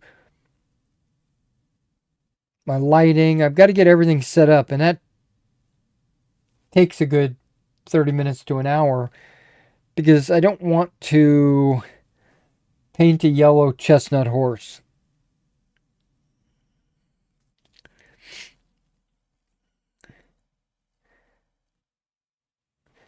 And so if you're in the stream right now and I talk about yellow chestnut horses in any of my other videos, it'll be like an inside joke that only you and the rest of you will know. The other people watching the video will be like, what is he talking about? What is he talking about, a yellow chestnut?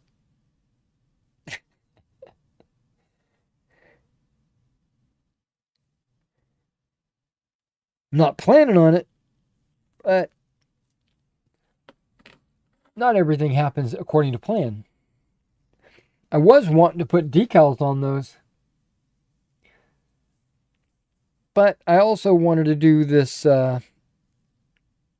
Denison smock, because once I get the camouflage done, then I can get to painting the model.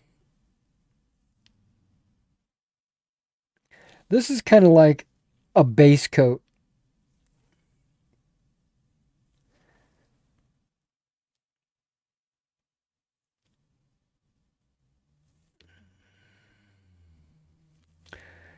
And I was thinking I needed to grab a piece of white cardstock and make a paint guide like I did with the US Airborne. I had like all the paints lined up with little spots like colors on the cardstock and saying what that color was for. Like in this case, I might say yellow green, the base coat of the Denison smock. Red brown for the brown spots on the Denison smock. English uniform for the pants.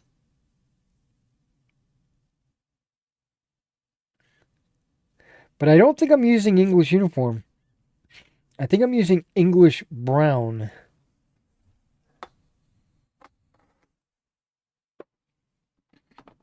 Which is also a MIG color. But I would test it out because I don't remember if I'm using English uniform. I don't think I'm using English uniform.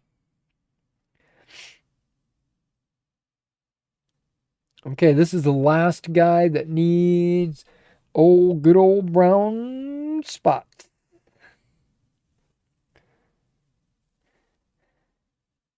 Now, the green that they provide, the green violet or whatever,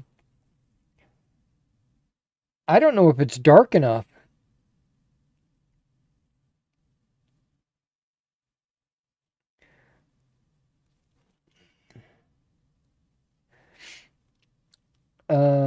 Yeah, I don't know if it's dark enough. I might have to do a little research on that to see exactly how dark the green spots on the smock were. They might be very light green, and if that's the case, then it should work. Well, I guess this isn't light green after all. It's just kind of like it almost looks like a field gray. It's green violet. Okay, so that was the red brown. And I've got this uniform green up here. This is 509, which is a little bit darker.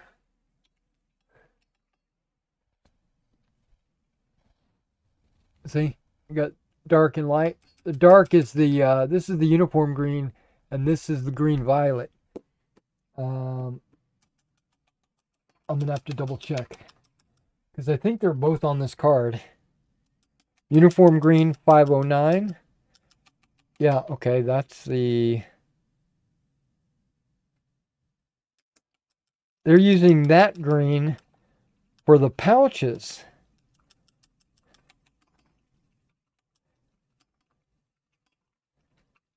But I thought the pouches were a little bit more like a green gray. Again, I'm going to double check. All right, guys, I am doing the pee-pee dance. I'm going to go pee. I'll be right back, and we'll continue. Maybe like 2 minutes. Takes me that long just to waddle to the bathroom.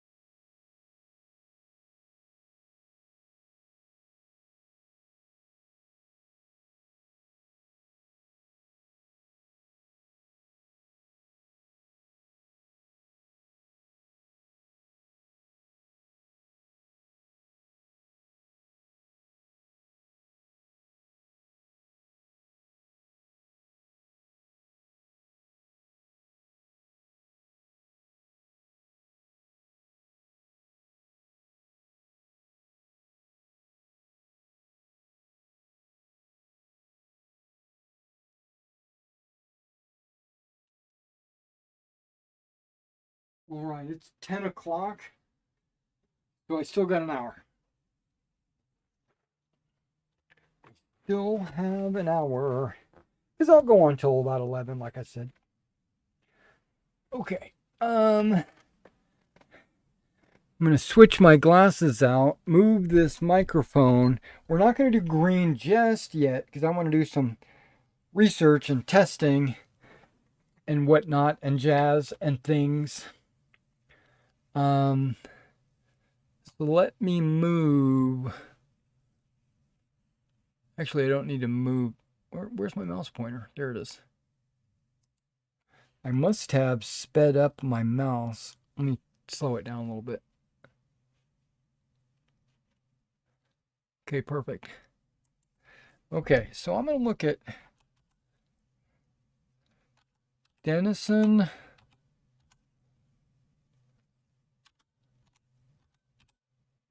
Smock.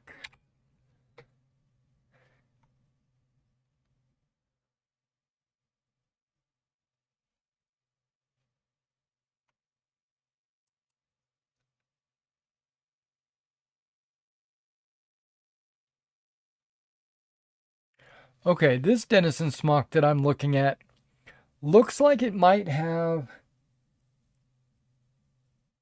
No, the AK brown is still way too dark. But this green is very light green. Okay.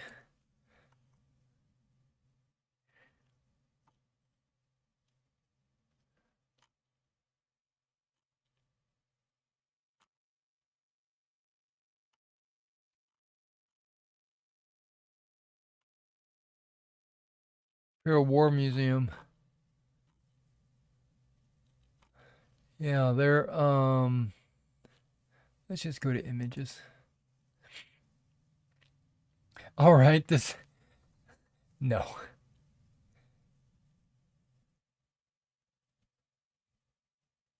Okay, a more modern version of it is like really dark green. But it looks like all the Denison smocks that I see have kind of a blended green. There's Denison Smock 59 pattern. That's not the one I'm looking at. Not the second pattern either. There's a first pattern. British Airborne Denison Smock. Yeah, the green kind of looks a little faded.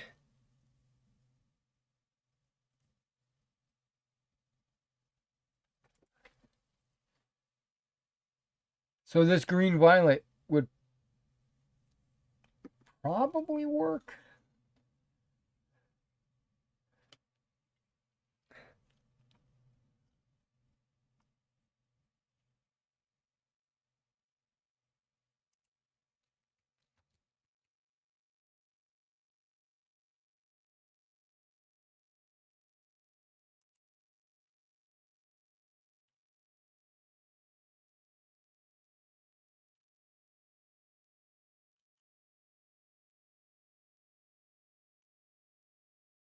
Okay, I'm going to change it to UK, not UUK. UK D-Day paratrooper equipment. Nope, that's not it. UK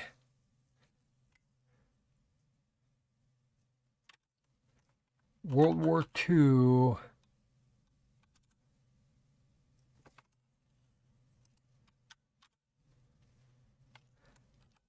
paratrooper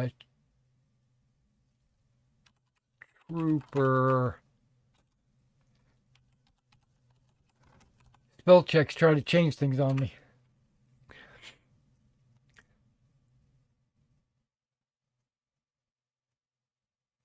Okay. That looks really good. But it looks too canvasy.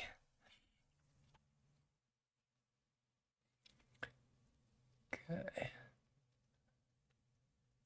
See, I want it to look kind of like a faded green as well.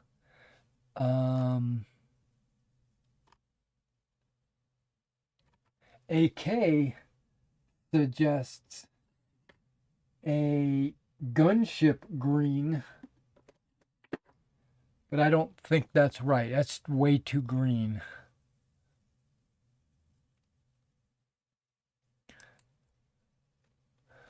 Okay. Yeah, it looks more tan or khaki than the smock. It's like the smock's got this green look to it, and then it's got, oh, yeah, so green gray would probably be better for the equipment.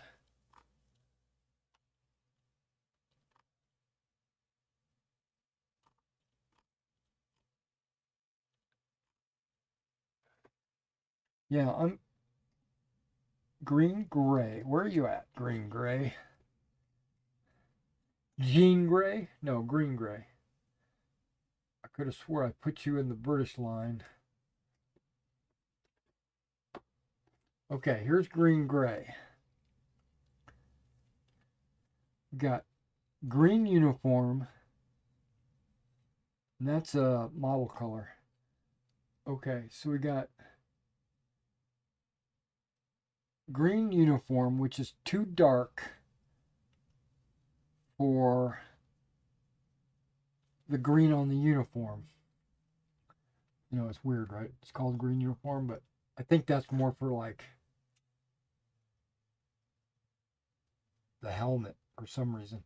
Okay, and then we got green violet and green gray. I think this green gray is too gray. I think it needs to be more khaki. I need something that's kind of like a khaki green.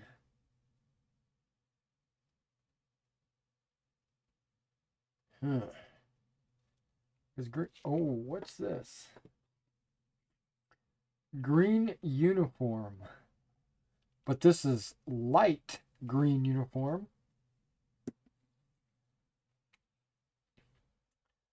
Oh.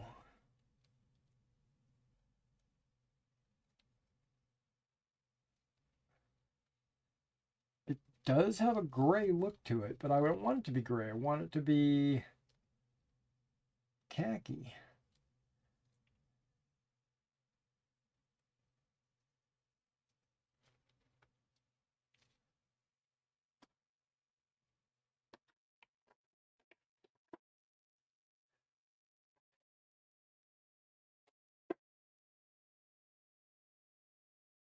And Middlestone looks too brown. Looks almost like the uniform color.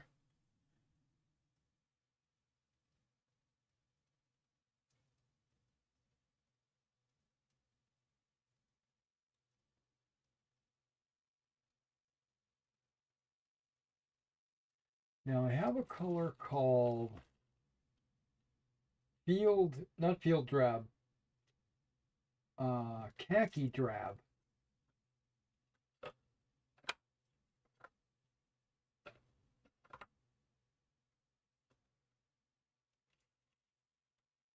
Okay, where are you, khaki drab? Because I think you would be the right color.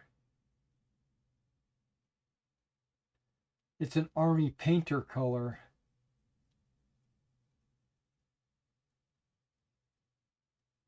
I also have something called olive green, which is not olive base uniform and canvas.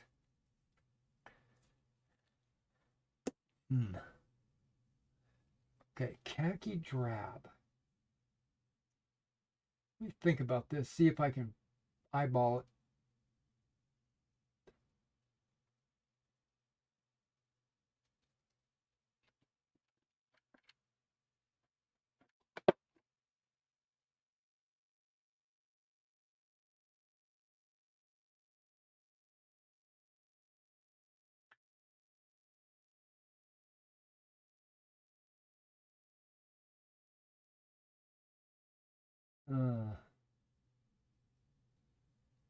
What is this?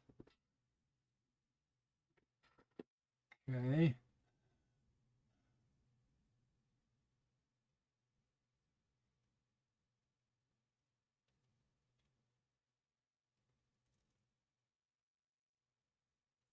Yeah, khaki drab should look green khaki. I don't see it. I'm looking everywhere.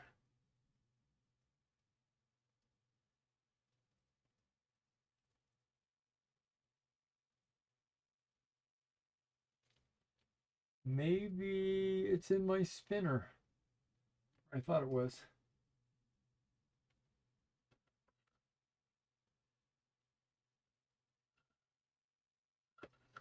Green sky, that's not it.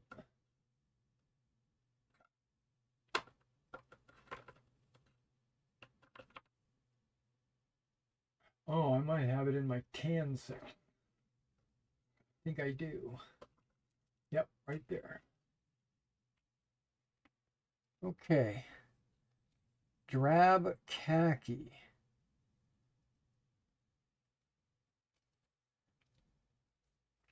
Kind of a nice color.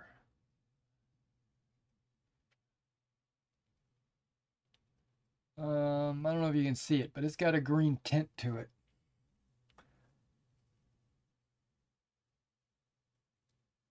But I don't think it's green enough.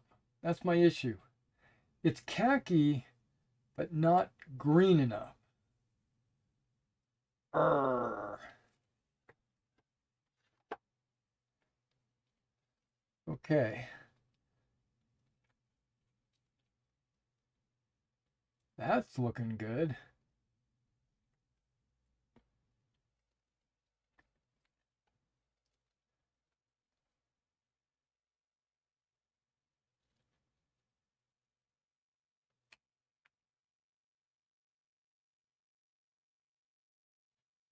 Maybe it looks a little too khaki.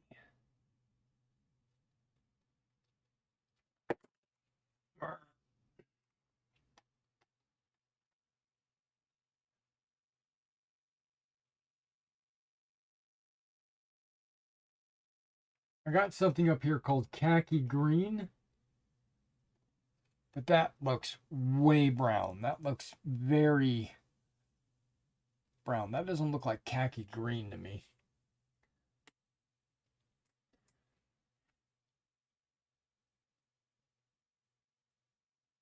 I don't know, this light uniform I think is really this light uniform or light green uniform is really I'm really leaning into this color. I think it's a good color for the gear. Wonder if I got a German color that would work.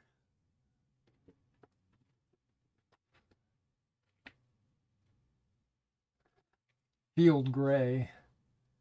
Pretty close.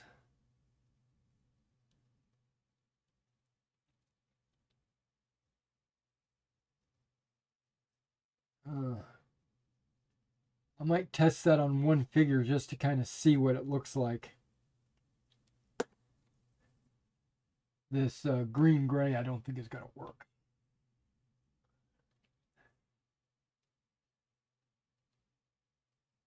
I want to reverse this. I want to use this green base. See how it's actually green, where the green violet doesn't look green. The green violet looks like it could be the pouches, right? And this looks like it could be the uniform, and then I'll just use a really dark green for the helmet.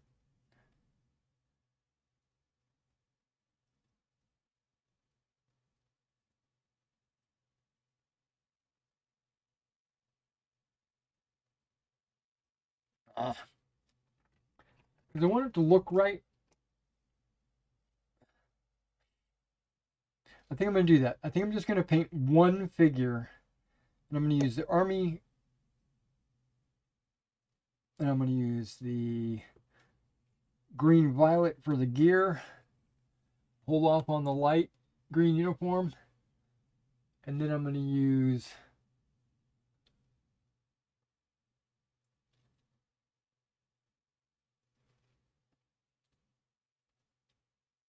camo olive green for the helmet. All right, so let's just do one figure.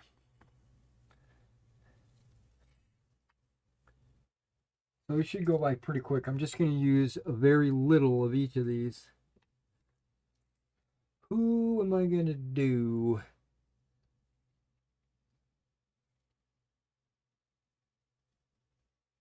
I'm going to do this. Yeah, I'm going to do this guy running.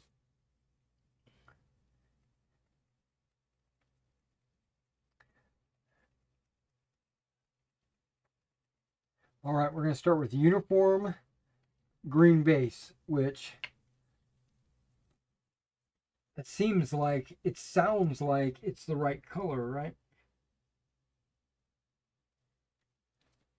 Because it says green uniform.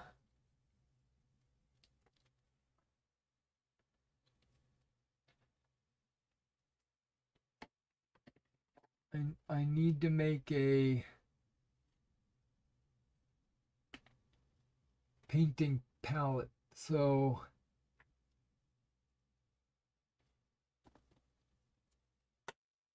red, brown, yellow, green. I think I used British brown on the pants.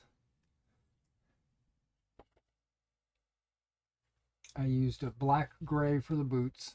Okay. Okay, I've already dropped.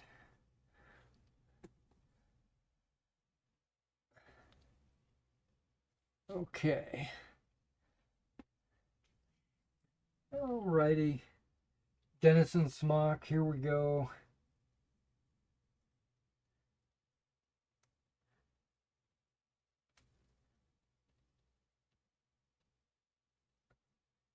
Well, not the brown. We're doing the green.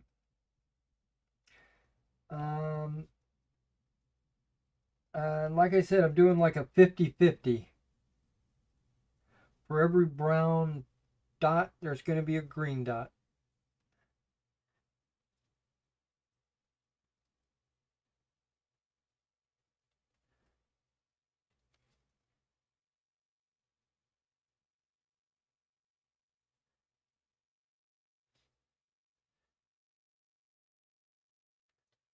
And of course, it won't look exactly correct until after the wash is applied.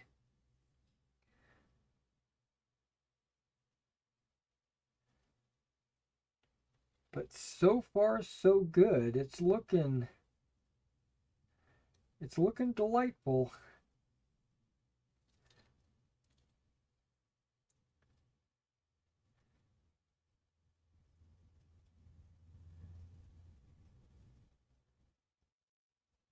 Now I'm only going to be painting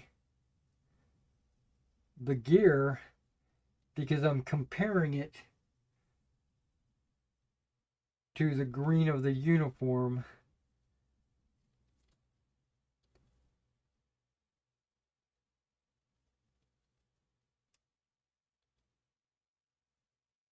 All right, Denizen Smock, your green is done. I have quite a bit of green left in the palette. I'm just going to go ahead and use what I've got left.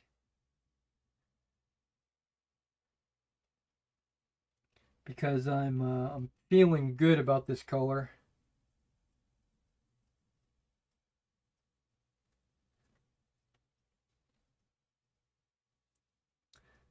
And I don't want any paint to go to waste, you know what I mean?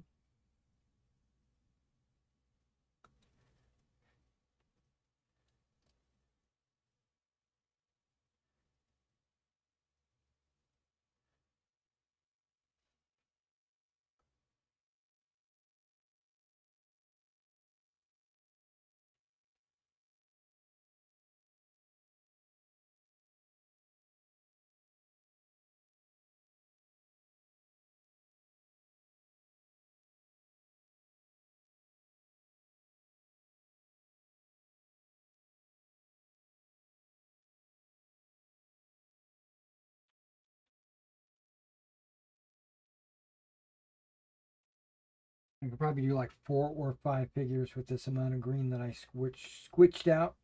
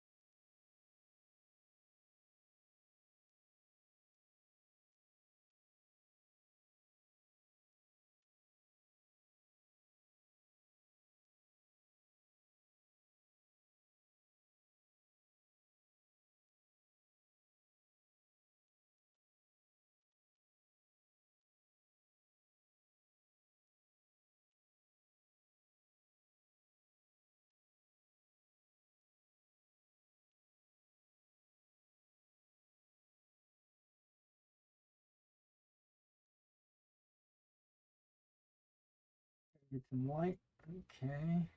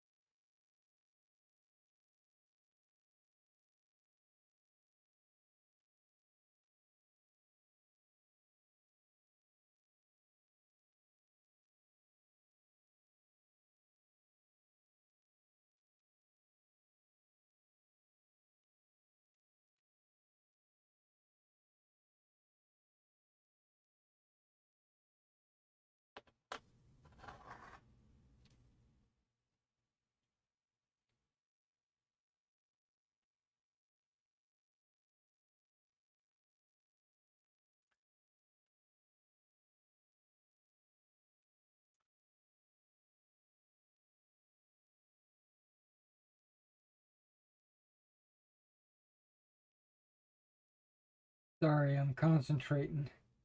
Oh, there is something I wanted to mention about the paratroopers. Um, a lot of these models, these offensive miniature models, have scarves. Um, and if you take a look at your British paratroopers, a lot of them would have these light green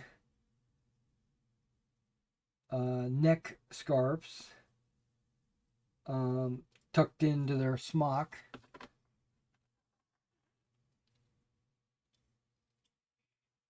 So that's something I'm going to have to go back in and touch up. And a lot of these guys don't have the scarf, they have their beret tucked in for safekeeping, you know.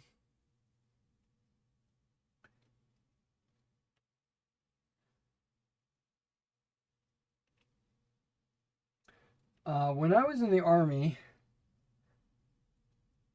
and I was stationed in Italy, my first tour, my first duty station, I was stationed with the 509th. We're an airborne unit, you know, and we wore the maroon beret just like the British Paras. And I'm new, I'm a private, I don't know what I'm doing, you know, I'm relying on my NCOs and my compatriots to keep me in line and stuff like that.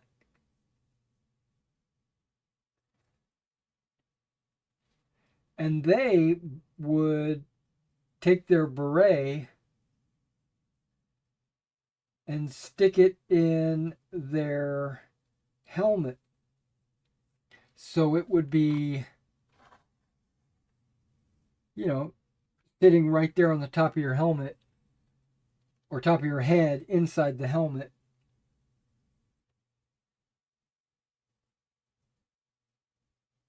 And I asked my officer, because I was his radio man, I was the RTO. And I asked him, I said, why are we taking our berets? Isn't this like a simulated combat drop where we're going to be fighting, Op 4, and we'll be out in the woods? And he said, when we hit the ground, we're going to take our helmets off and we're going to put our berets on just like that. And I was like, is that smart? I mean, are we allowed to do that? I didn't know what I was talking about. And he's like, yeah, we're going to do it whether we're allowed to do it or not. And when the Op 4 sees our berets, maybe it'll have a psychological impact on them. And I was like, won't it be easier for them to see us in the woods? And he's like, yeah. All right, so that color is done. But remember, I only want to focus on this one guy, but I went ahead and squeezed out way too much paint. So I painted like 7 of them with the green, which is good because I'm heading that direction anyway.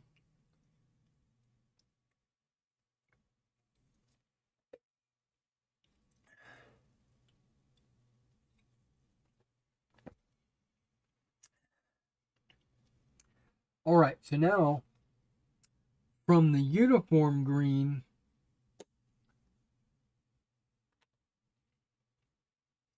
I want to paint some gear.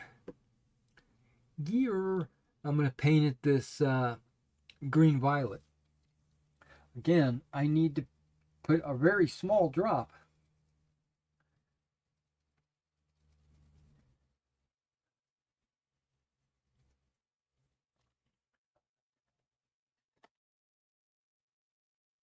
There is a gray green right there. That's an AK gray green. It does look a lot lighter.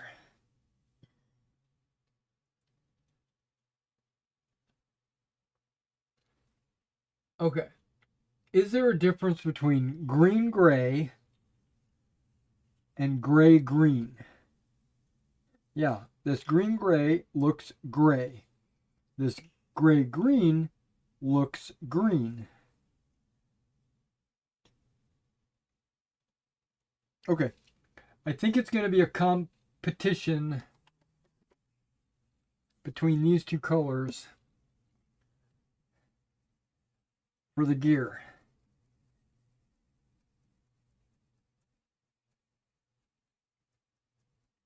Make sure we get a good amount of shake.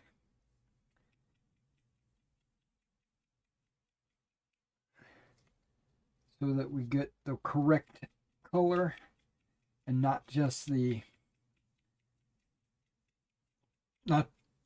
make sure we get some pigment. Okay. It doesn't look like it's settled anyway, so we're okay. That color, it does look good, but we'll see what it looks like.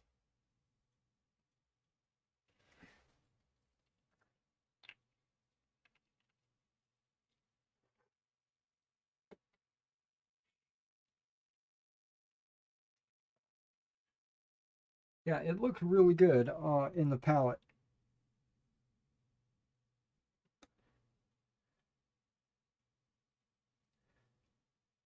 Um, it looks really good on the figure.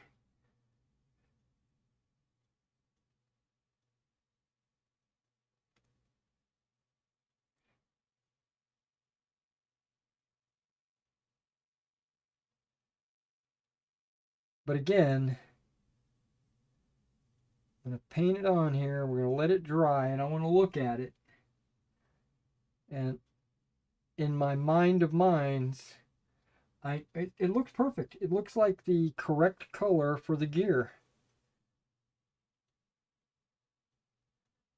Not the canteen. That's going to be a totally different color. Paint these ammo pouches.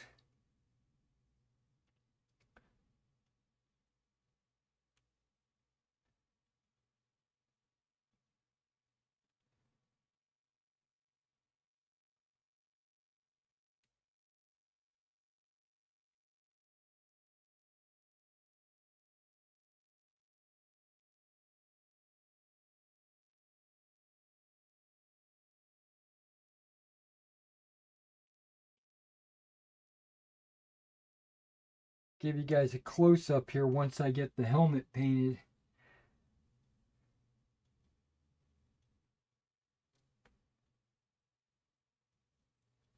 And again, it's not washed.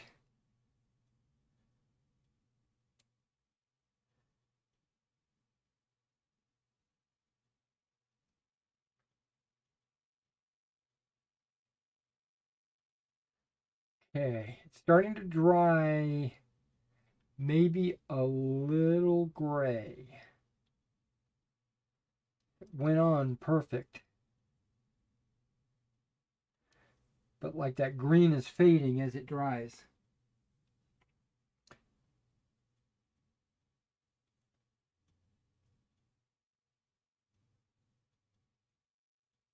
It's not bad, it's just different. Okay, I'm going to leave him in front of that paint there. And I'm going to try something completely different. We're going to try this gray-green from AK.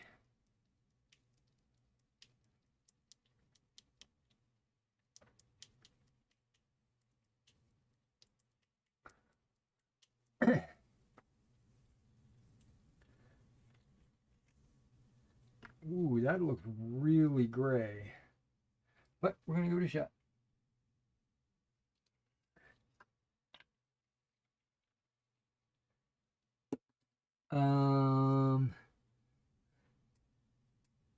This guy looks good.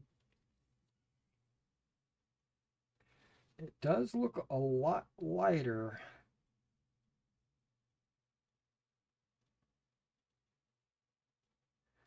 I wonder how it dries.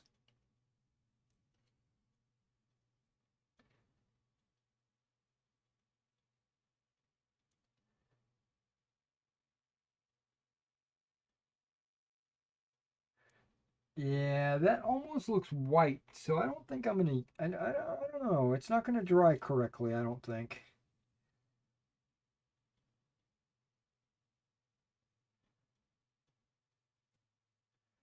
It looks like it'd be good for like a German Grenadier's haversack.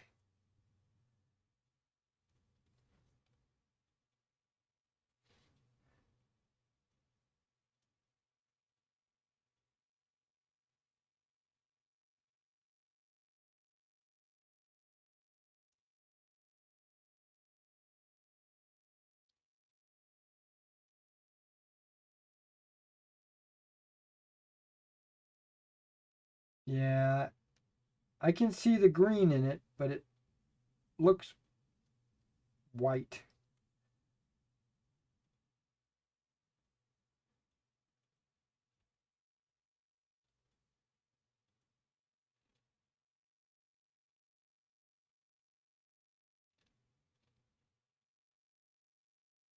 Yeah, I don't think that's gonna work.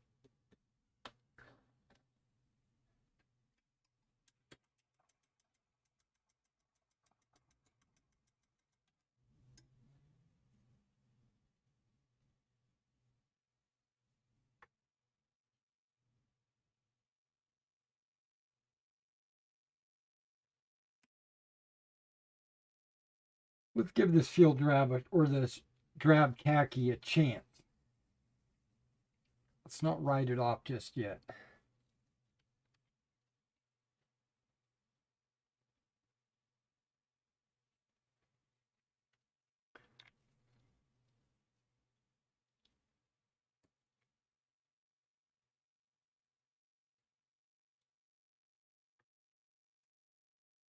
Yeah. I was like, who's got equipment?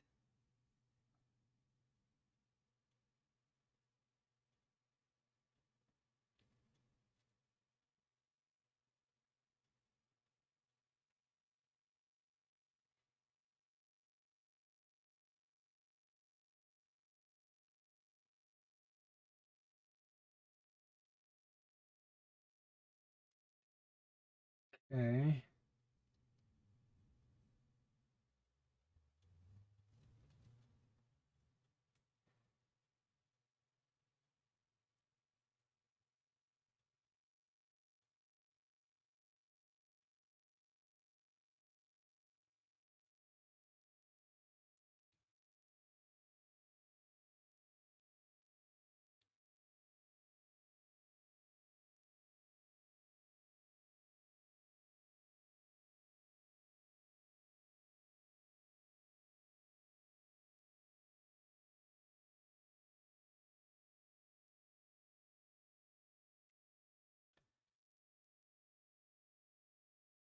Yeah, I don't think that's green enough. All right, well, let's compare these guys.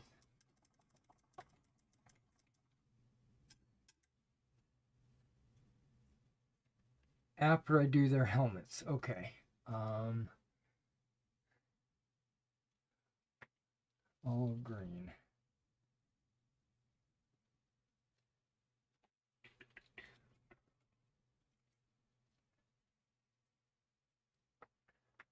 Yeah, I definitely think it's going to be the green violet.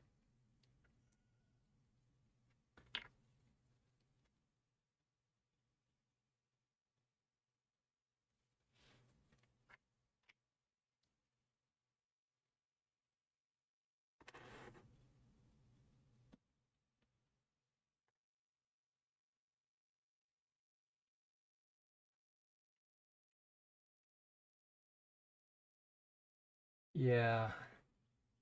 Um,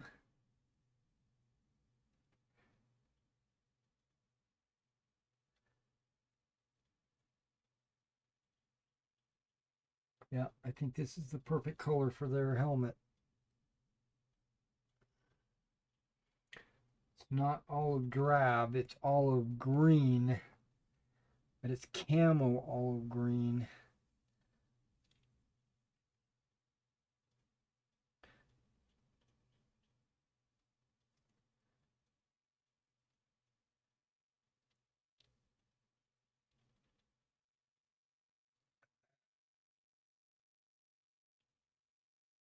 Yeah, I think that gear color is going to work.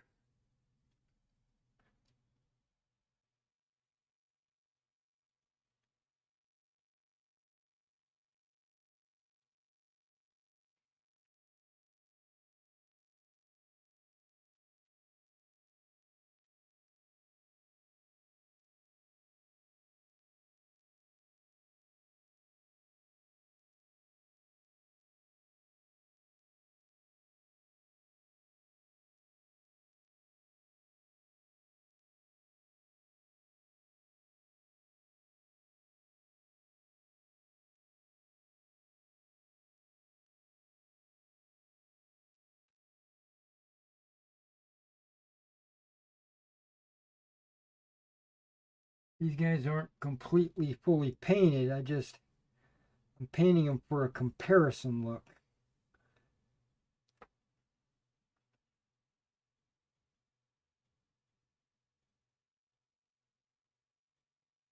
Not a completionist look or whatever.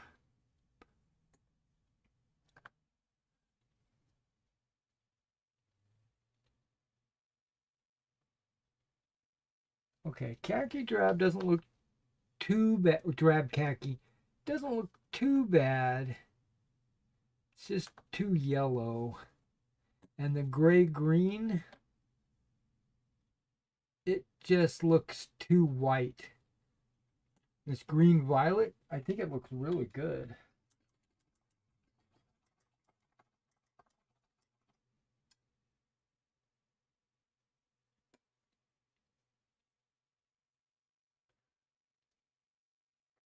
Color-wise, I don't know if the focus is going to work.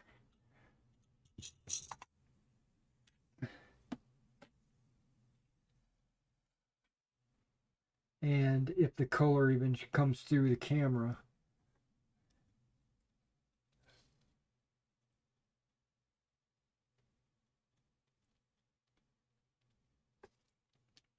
Okay, it's too thin.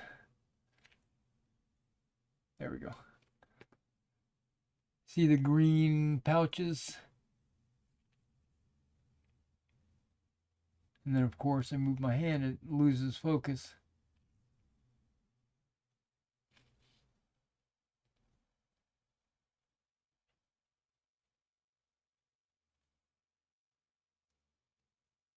Yeah, it looks good. Because originally it would be khaki that's treated with this chemical that's kind of a green chemical. And then the helmet looks right. Okay. So that's what we're going to do. We're going to do green violet for the gear.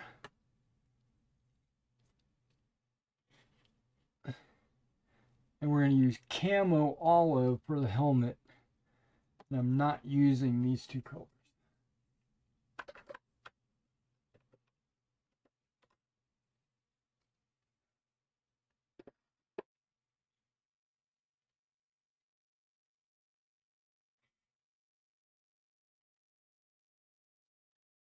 All right. So uniform green.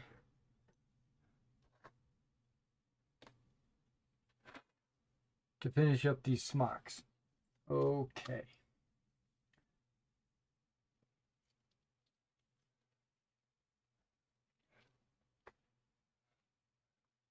You know what? I'm just going to stop right here. This seems like a really good spot to stop. We're going to, it's almost 11. I'm going to take a break and get ready for my O Group boot camp video. And then this afternoon I'll probably do a little bit of editing for some videos.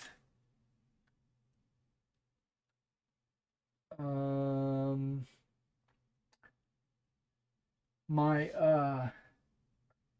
O Group battalions, I probably should do an O Group update, my miniature painting update. Remember, these are all going to be for sale at the store. Remember that. Oh wait, we got Jacob said something, but it's not in my chat widget like thing. Yeah, it bailed on me.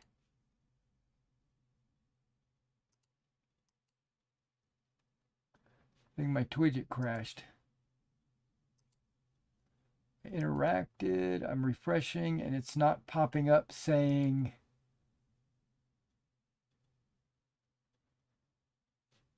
lock docs. No. Yeah, it's not refreshing. Okay. Let me see if I can't stop that, start that, go with a like what? No, where did I put it? What did I just do? Oh, okay. Loading, loading. Okay, it loaded, and there he is. Jacob's at the bottom. Okay, we'll just go ahead and refresh that. We'll dock it. And there he is. What do we got? Hi, time for co-painting. We'll be doing my two dwarf RPG campaigns. Killy and Philly. Okay.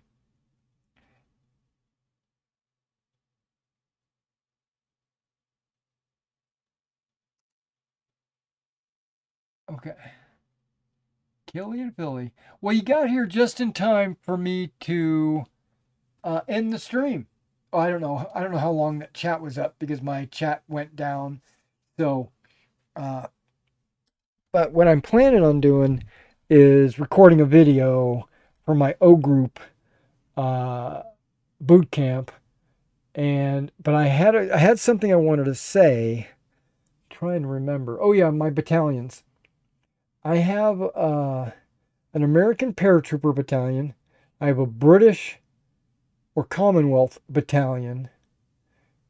Mainly I'm focusing on the Canadians, but it could be something.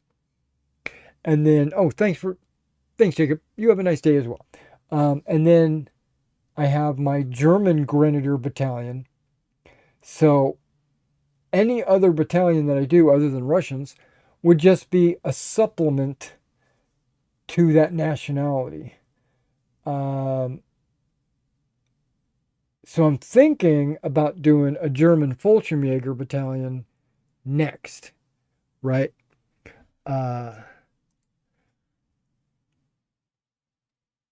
But I have half of an American battalion painted, so I'd only have to paint the other half.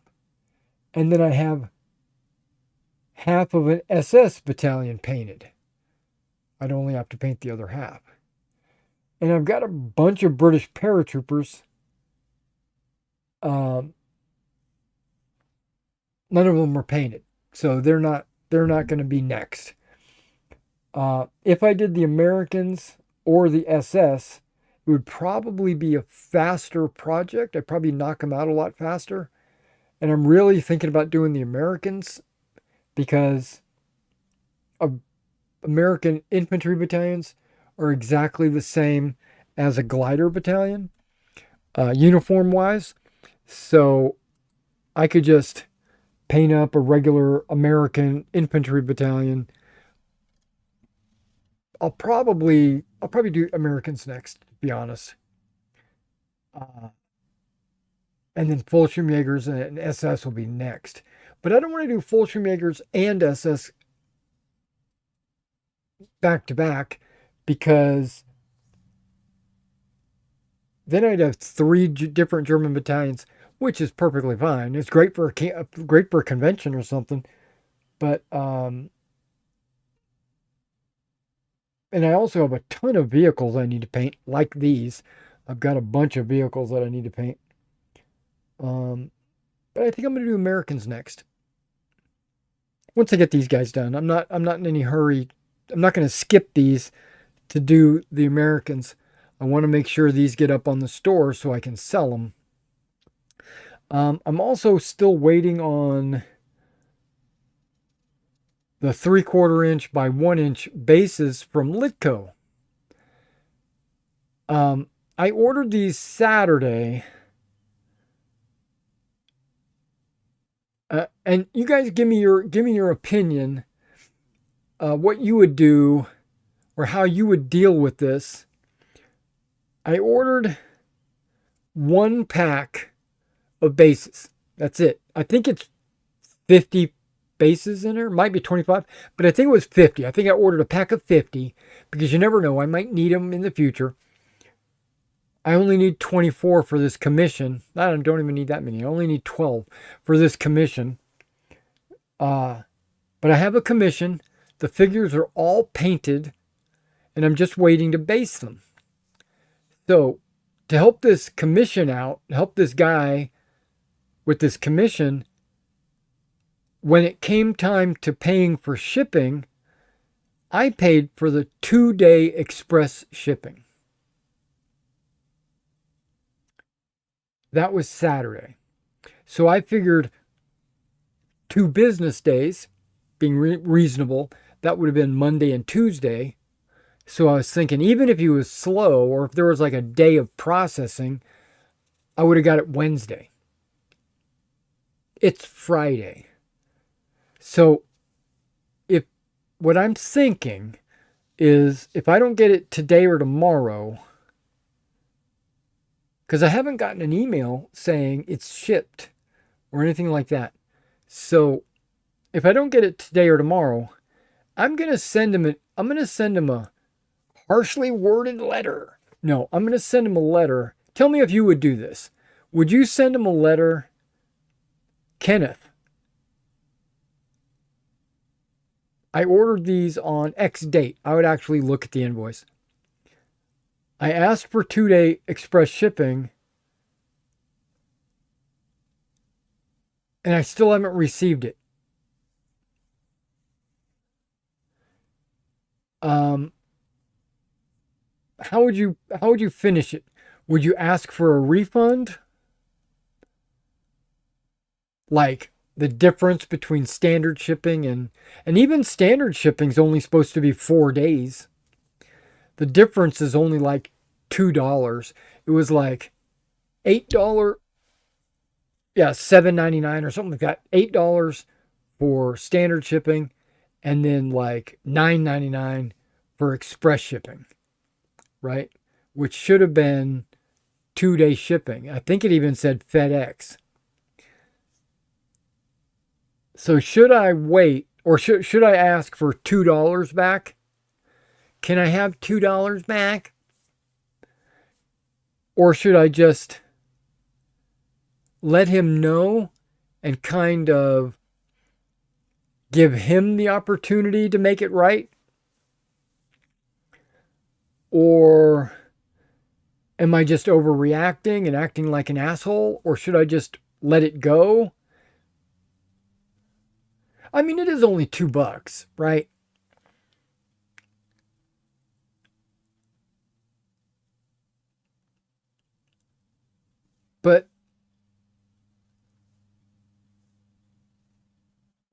But the whole reason why I ordered from him and not War Bases is because I knew he had 2-day shipping and I could get it right away. Normally, when I order from Litco, it takes 3 weeks. And normally, when I order from War Bases in like Scotland, it takes 3 weeks.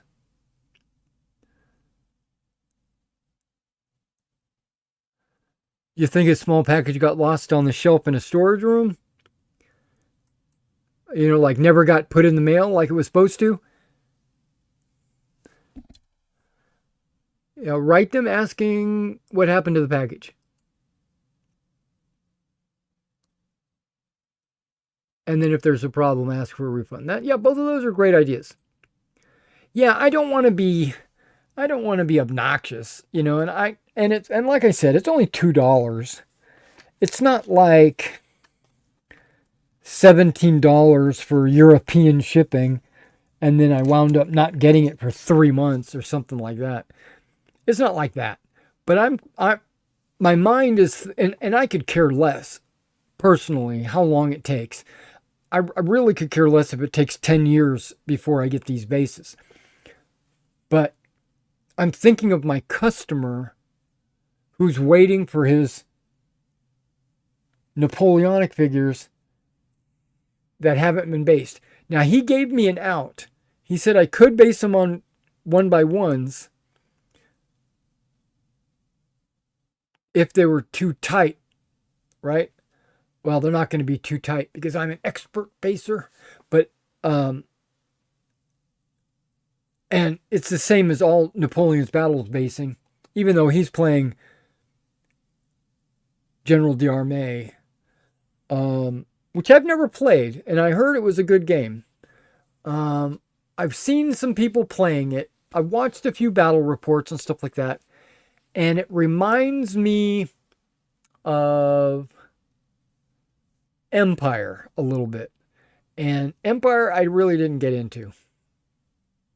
But it also reminds me of black powder, which I kind of dig black powder, but black powder has flaws, and that's why I'm writing my own set of rules called Marshals and Generals, um, which I'm kind of on a hiatus from writing those rules. I'm really focused on O group right now.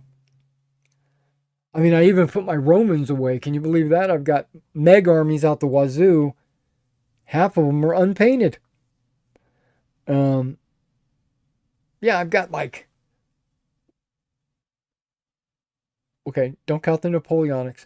I've got 1, 2, 3, 4, 5, 6, 7, 8, uh, 8 unpainted armies.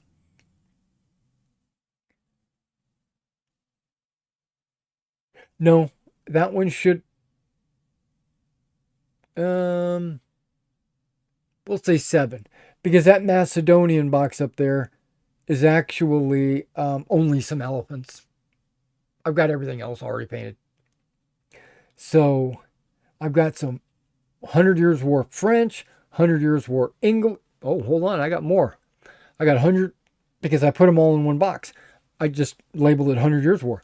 I've got 100 Years' War French, 100 Years' War English. I got 100 Years' War Swiss.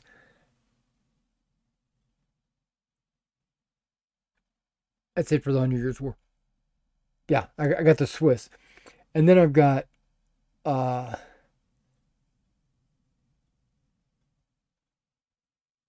only about 2/3 of my Gaelic army is done. And then I've got like my Roman army. And not only do I have the Roman army, but I have enough figures to play the Maximus game. Even though I'll probably only play, what's the middle one? You got Pacto and Maximus. What is it? Minimus? No, it's Magna. I can probably, yeah, Magna. I think, I mean, I'm only going to play Magna, but I wanted to have enough figures to do Maximus if I ever needed to. Got like 10 legions over there, including the 10th Legion. Um, what are those other ones? Oh, Carthaginians. I have some Republican Romans done, but not really my Marian Romans. Because I wanted to do like a Gaelic invasion. So I needed to do some, and I'm not doing the Imperial Romans, even though I thought about it. So I got a lot of like half finished armies in Meg.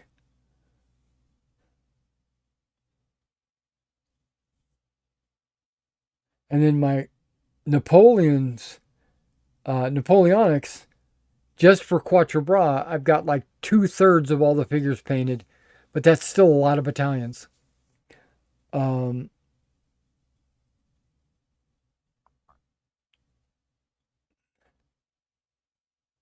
and I've been thinking about, okay, a little bit of news for you guys.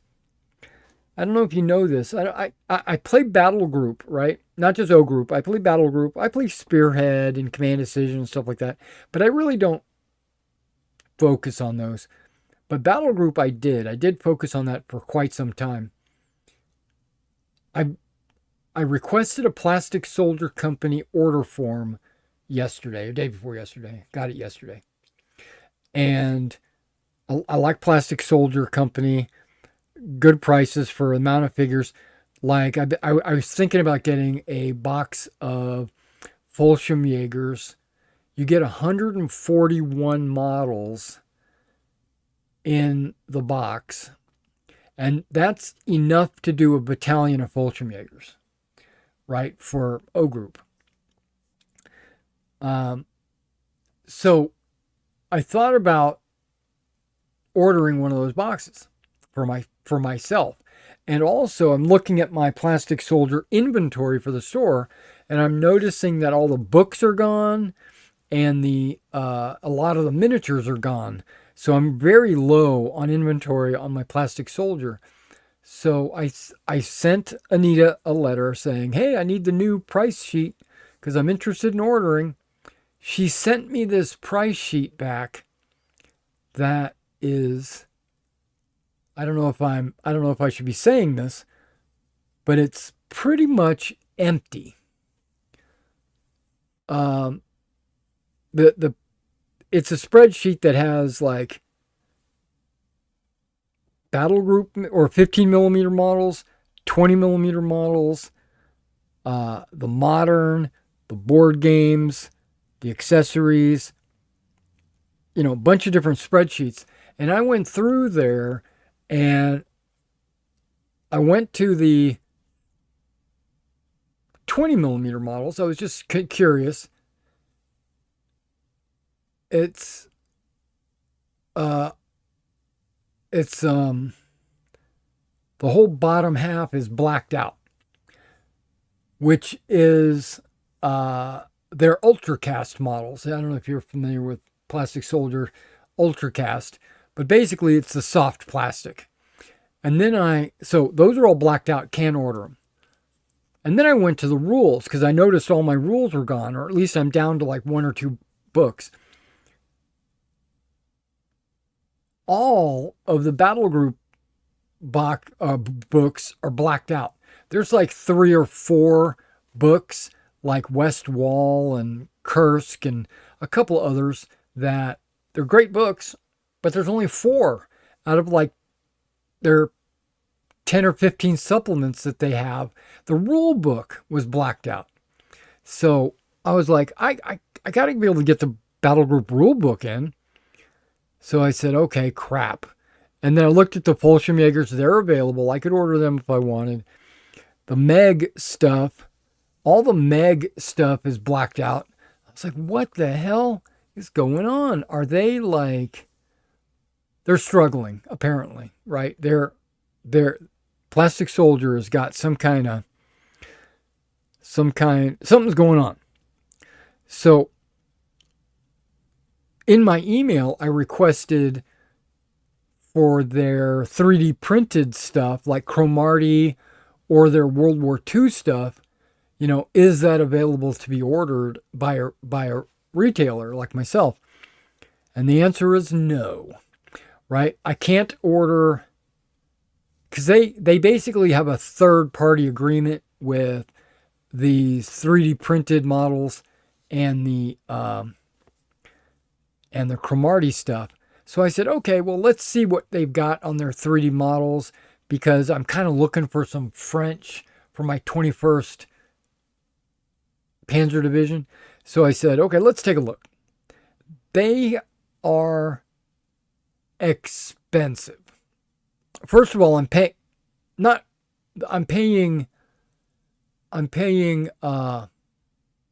full price because it's not on the retailer spreadsheet. So I'm paying full price. And they're 3D printed. 3D printed models should not cost the same as a model that's from one of their model kits, right? They're selling them for like £7, which I think is around $10 per tank. They do have some pretty cool 3D printed things, like they've got some motorcycles with sidecars. I thought, okay, that's pretty cool. And they've got this model and that model. And I'm looking at the pictures of these models, and it looks like they look like a child modeled them. So I'm like, I'm not ordering them. The motorcycles look good, but the rest of them, I'm like, some of the tanks look really good, but some of the like self-propelled guns, like the Bison, it looks horrible. It looks like a block, and I'm like, I'm not ordering that. Because I have another 3D printer resource that sells me. That's where I got these guys. Now they're not perfect, they're not, they have some flaws, but very few. I mean, they look really good. And they've got vehicles like this high-speed tractor. They have French vehicles. They have M20s, M10s. They've got it all. They don't have any guns. Like, they don't have any artillery pieces or anything like that. They're just vehicles. But that's okay. And those are very reasonably priced.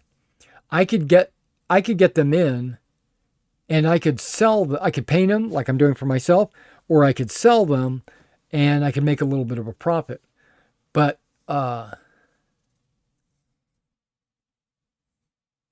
yeah, Plastic Soldier, I don't know what's going on with them. So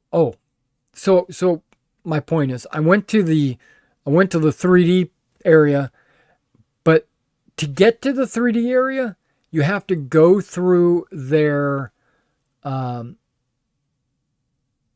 entire line, right? It's all on one page. And so I'm scrolling down, and I say, oh, there's a box right there. That's like the Hetzers that I was interested in, that they were blacked out on the retailer spreadsheet, but apparently they have them for sale on the website. I was like, okay.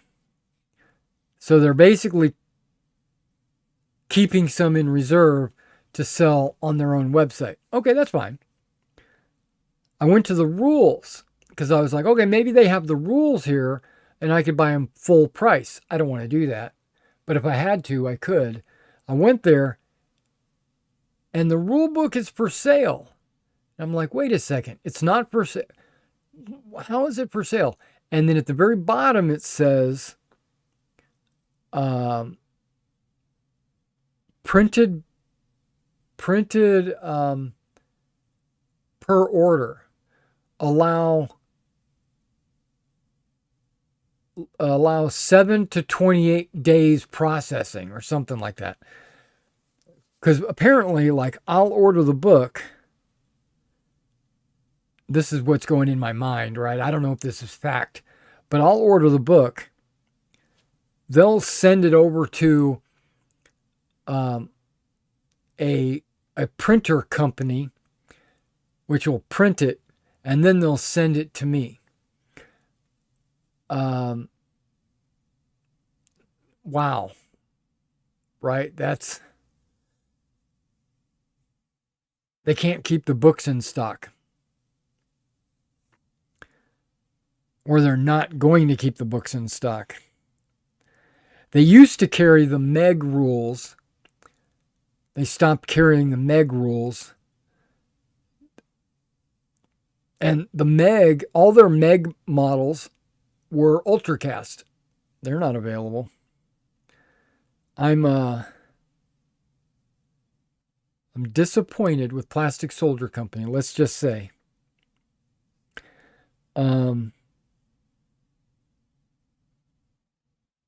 All right, that was some news that I had. If you go to Plastic Soldier Company, you're looking to buy something from Plastic Soldier Company, well, first check with me. I might have it on my eBay store. But if you go to them and you want to buy it, they need the help. They didn't say that. They didn't. I'm not in the know. This might be just a plan change. Okay. Little Big Men. I do decals. I order decals for like Romans and stuff like that from Little Big Men, and they make models for Victrix, or decals for Victrix, but they don't sell the Victrix model decals on their own website. You have to go to Victrix to get it. And because that's an agreement, I guess, between Victrix and Little Big Men. They sent me an email saying, we're behind. I haven't placed an order, but they sent me an email saying, we're behind. We can't keep up with production or whatever. And that's because I have to manually go in with a hole punch and punch holes out of the center of the decals. I'm going to stop doing that, and it'll speed up production considerably, and we'll be able to restock all these retailers. Are you okay with that? Right? And I was like, of course I'm okay with that. I have to cut the decal out anyway with an X-Acto knife, and the decals that I use don't have holes punched out in the middle. Maybe the Victrix ones do, but yeah, I'm not worried about that. I can cut that out. And then they also said there was something else in their questionnaire, but it was related to Victrix. I guess they got my email from Victrix because the email actually said it was from Victrix, but when you open the email, it's a survey from Little Big Men. So that was an interesting email. But I answered the survey saying I'm okay with it. Do what you got to do.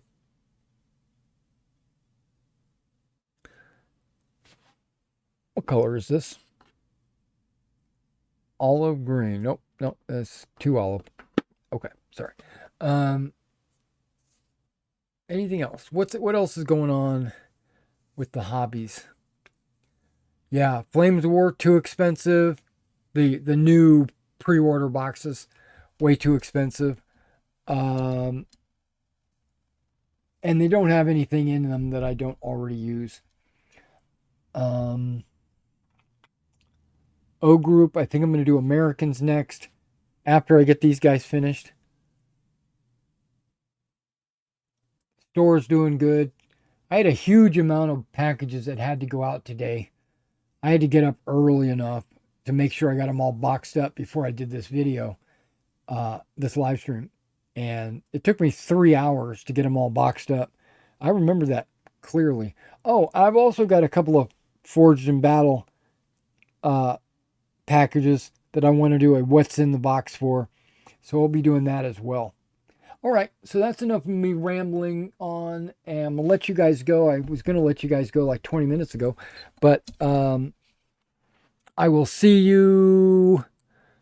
If you stay tuned to my channel, you'll see me uploading videos all weekend for the What's in the Boxes and the O Group boot camp. But I'll be back Monday, probably Monday, for a live stream. I don't know, maybe I'll live stream tomorrow. It's possible because I have the house all to myself tomorrow. I might get online tomorrow. I don't know. Stay tuned. Hit the notification icon, the bell, so that if I do go online tomorrow, you'll be notified. And remember, if you guys want anything painted for yourself, contact me at my email, or you can just drop a message on the YouTubes, and I'll contact you, give you a price sheet, let you know how much it costs for me to paint figures for you. And be sure to check out my eBay store, which is ebay.com/str/Wargaming in Miniature. All one word. All right. Everything should be down in the description below. All right. I'll catch you in the next one. You have a good night or day or afternoon.